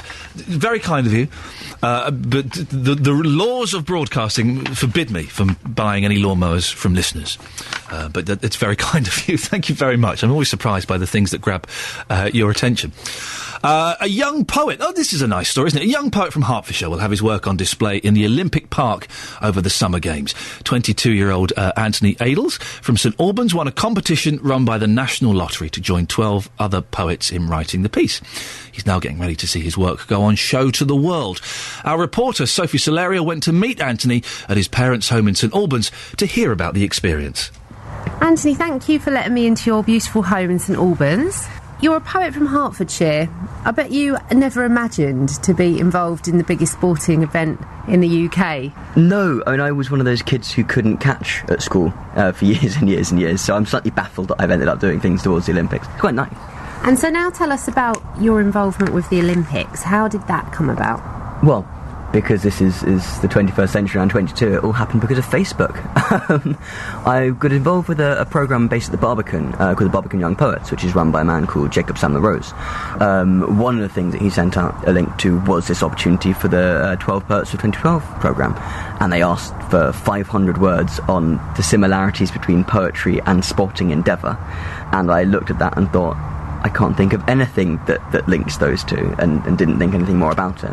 And then a little while later thought, well, there's this and this and this. What was this and this and this?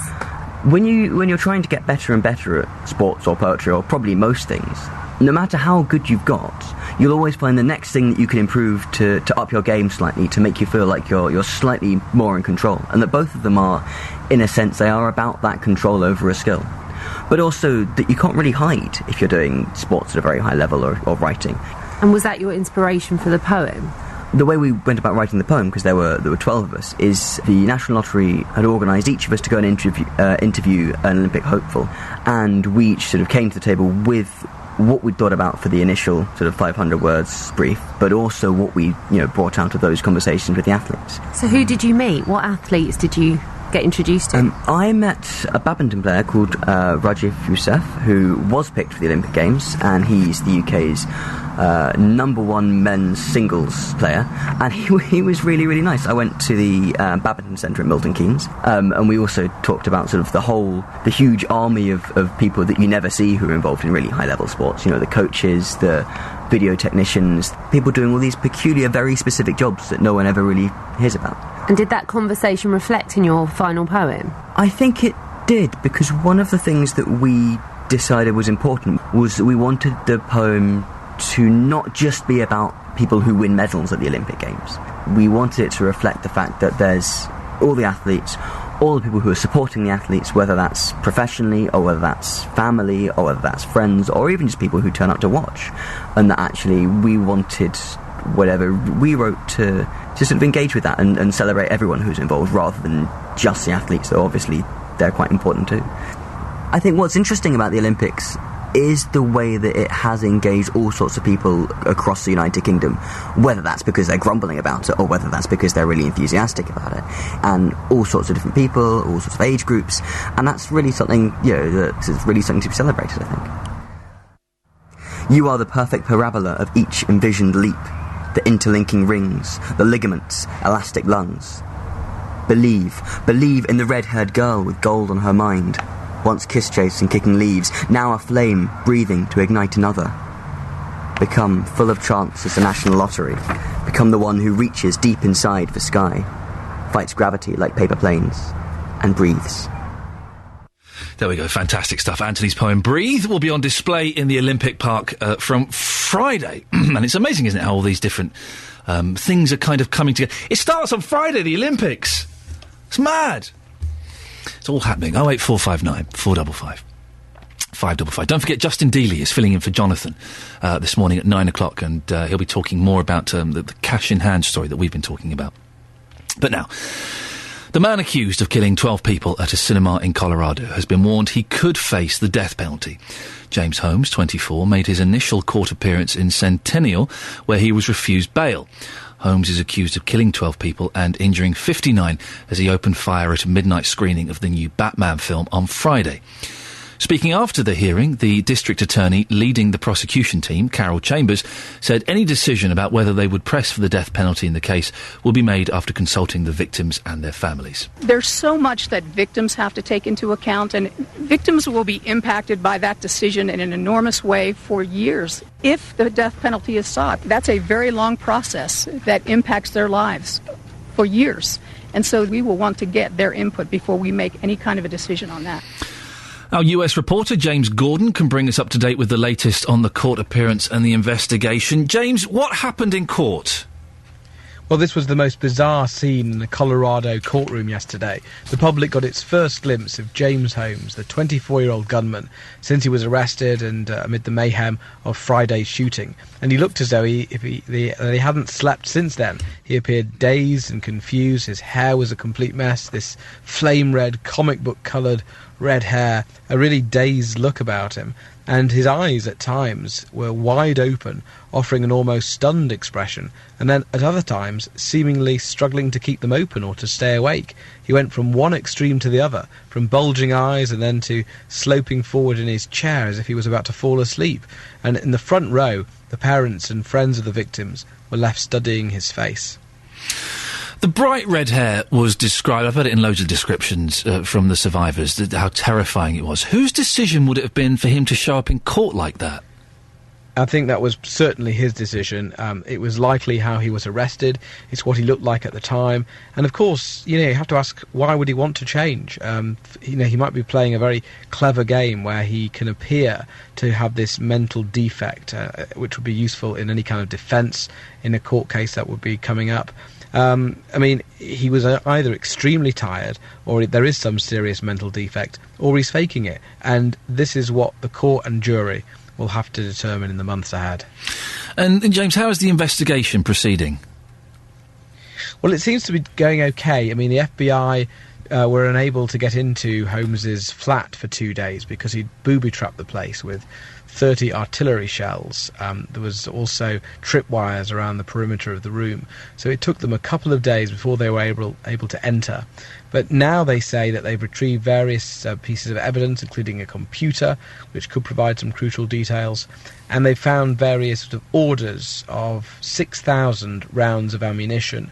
Those 4 guns, of course, 2 rifles and 2 pistols, and cartridges for a pump-action shotgun. They found all of those kinds of things. So it's obvious that Holmes was acting with calculation and deliberation, according to the Colorado police. The interesting thing is that this man never, ever was in trouble with the law apart from a speeding fine last year.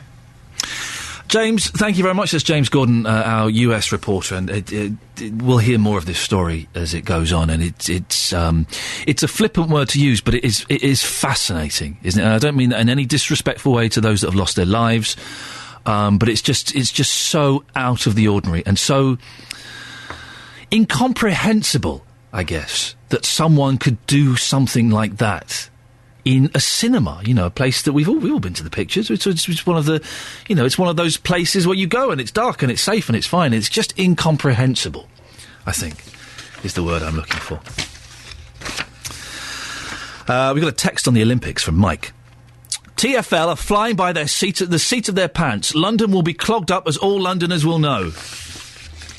I thought the TfL guy that we had on was good. I thought he put forward a good argument. It'd be interesting to speak to him after the Olympics to see, maybe they will get it. It's going to be busy in London. There's going to be, I think it's something like 7 billion extra people coming or something. I may have got that figure slightly wrong. But it's going to be busy in London. There's no way around it. But it'd be interesting to see how this goes in terms of the traffic and whether TfL, they might get it right, mightn't they? It's possible, isn't it? You don't think so? Oh, OK, we'll see.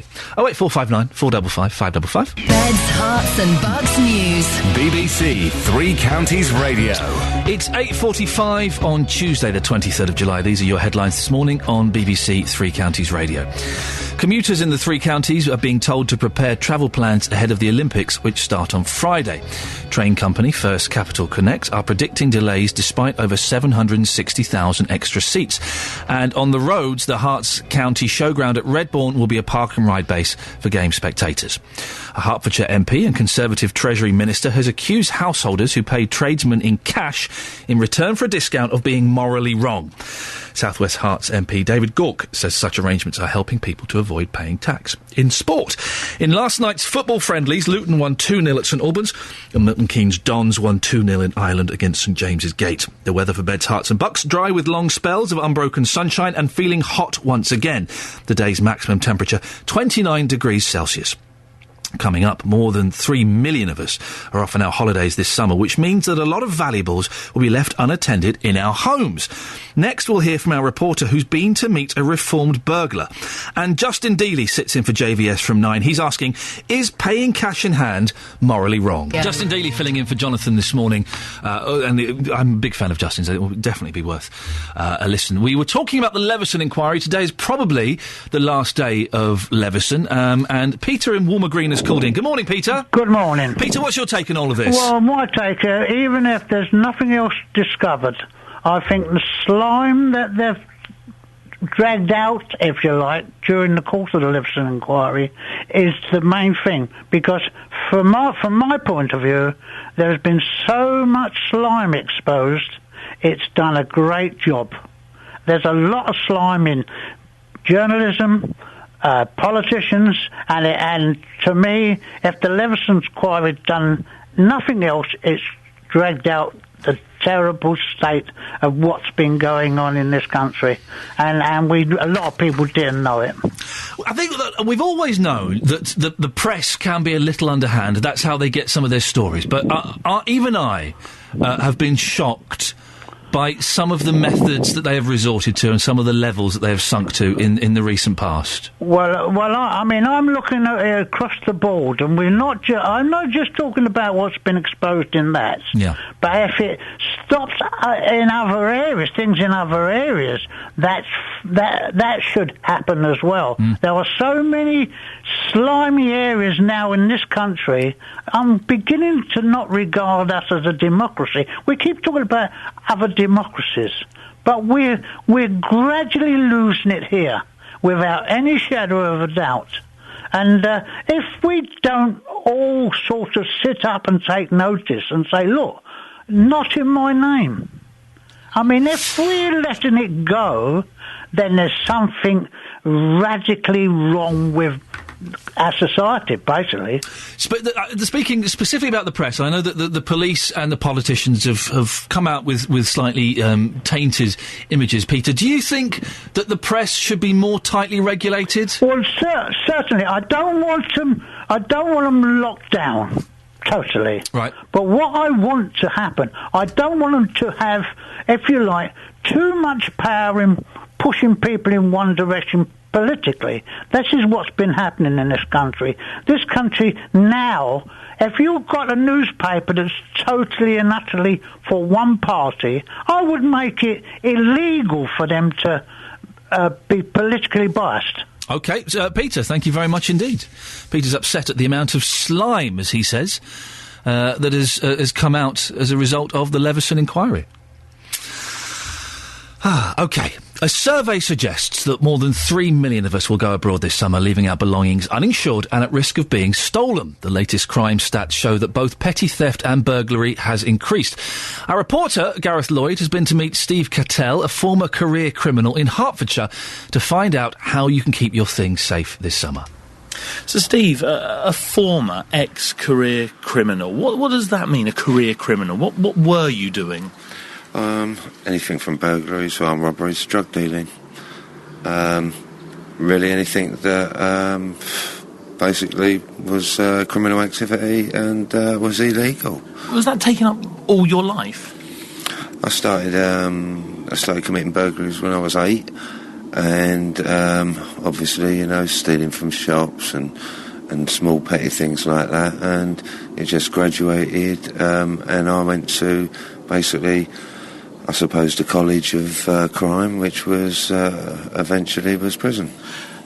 And every time it goes right, you steal what you wanted. Do you then get more confidence to move on to a bigger place until eventually you look at a property and go, I can get inside here?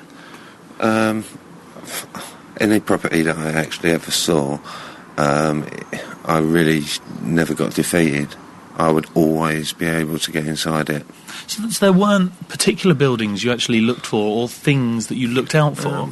In the early days it would have been houses, and then I graduated onto flats where obviously there was more cover because you was off the road and people obviously couldn't see you because you had an outer door to shut.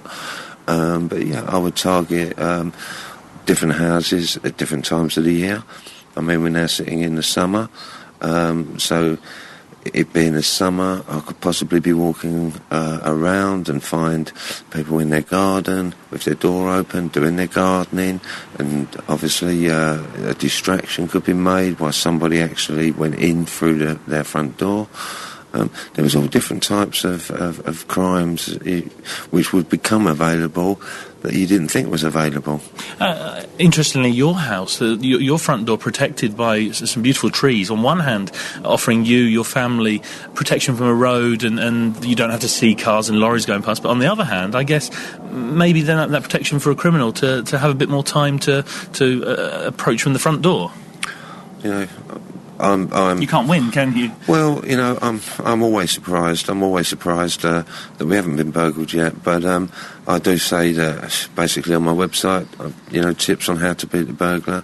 You know, to have PVC windows that can be pretty difficult to get in, and we have been targeted quite a number of times because we are an entrance here for other burglars to get into back gardens. I've woke up in the morning and found a crowbar on my back patio, screwdrivers on my back patio. My next door neighbour, he's been tried to have his door levered in.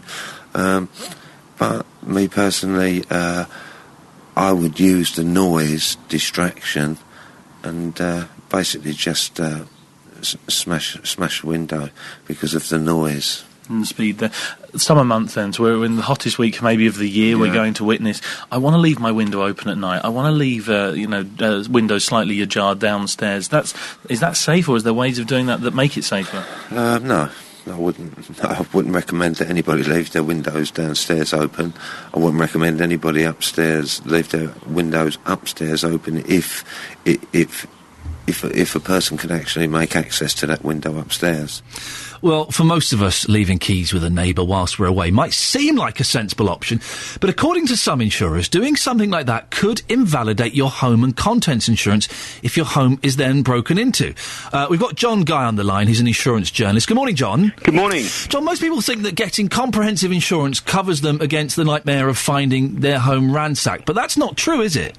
Well, it is, but of course the thing about insurance is it is a contract between two parties, you and the insurer. Therefore, you have a duty of care to take reasonable care of your property and ensure that it is secure. And of course, this is where, as you quite rightly say, this is where we get into the grey area of what insurers would deem to be secure or not. But everyone leaves a key with a neighbour. When I go away, I give a key to a young girl who comes in and feeds the cat and the fish. Well, yes, and I mean, to be quite honest, for many insurers, it's sort of standard advice to ask sort of a trusted relative, neighbour or friend to keep an eye on your home when you're on holiday.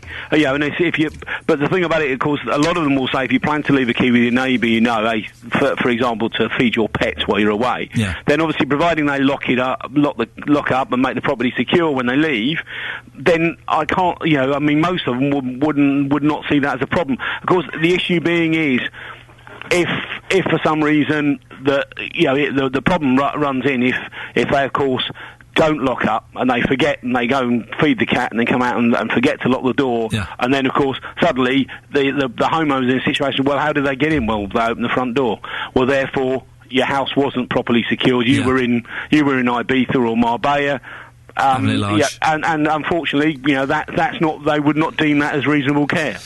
John, what things should people be mindful of in case they break their insurance guarantees? I mean, the one thing, and every piece of advice I would always give is, if it is an issue, if you do look at that, you can always check with your insurer. If you can phone the insurer and say, look, am I covered if I leave my key with the neighbour? And of course, and I know it's horrible, but check your policy. Yeah. Also, if you're using a broker, the broker should, if you aren't actually using a broker to get your insurance policy, ask them and say, well, actually, are there any caveats on this policy that I should be made aware of in terms of what may well look at an exclusion that you and I would not actually think of, such as actually if you leave it with a neighbour. It's all about the policy. Unfortunately, it's a legal document, and like everything else, unfortunately, the devil is so often in the detail with these things. John, you got anywhere nice for your holidays this year? No, I'm off down to the south coast, and I will be locking my doors. It's nice down there. It's good, the south coast. Yeah, it is. I'm going down for the sailing for the Olympics. Fantastic, so. John. Listen, thank you very much, John Guy, an insurance journalist there. We all just assume that we're covered and everything's safe, don't we? Look, we've got a few texts. Let's rattle through these before Justin comes on. This is sort of about this, but not quite. But this is a terrifying story. A few weeks back, my granddaughter was on holes in Greece, woke up to find a masked man in her room. He took her money and iPhone. He escaped by the balcony. There were two more trying to pick the lock of her friends next door. What do you do if you wake up and there's a masked man in your room and it's not a service that you've paid for? A text about the Olympics. All the miseries that have been calling in need to get a life. Olympics are a celebration of excellence and should be embraced. As for games lanes, no games. That's a good little slogan. No lanes, no games. It's only 30 miles. It's 2 weeks of inconvenience in 48 years. And we've had 7 years to get used to it. Should be a fantastic occasion for everyone, especially the youth of the country, and an inspiration. If you are planning anything else on Friday night, cancel it. I saw a preview of the opening ceremony last night. It is simply stunning. Well done, Danny Boyle. Looking forward to seeing that. Also, on Sunday, August the 7th, I'm having a kids' Olympics in my house. Yeah, totally. My kids, my niece and nephew, they're all coming round. We're having a kids' Olympics. It's going to be Greece versus New Zealand. It's going to be fantastic. That's it. I'm back tomorrow at 6 o'clock. Thank you very much for sticking around and listening. Jonathan Vernon-Smith is not in this morning, so Justin Dealey will be filling in and no doubt doing a superb job. I'll be back tomorrow at 6. Until then, ta-ta. Getting beds, hearts and bugs talking. This is BBC Three Counties Radio.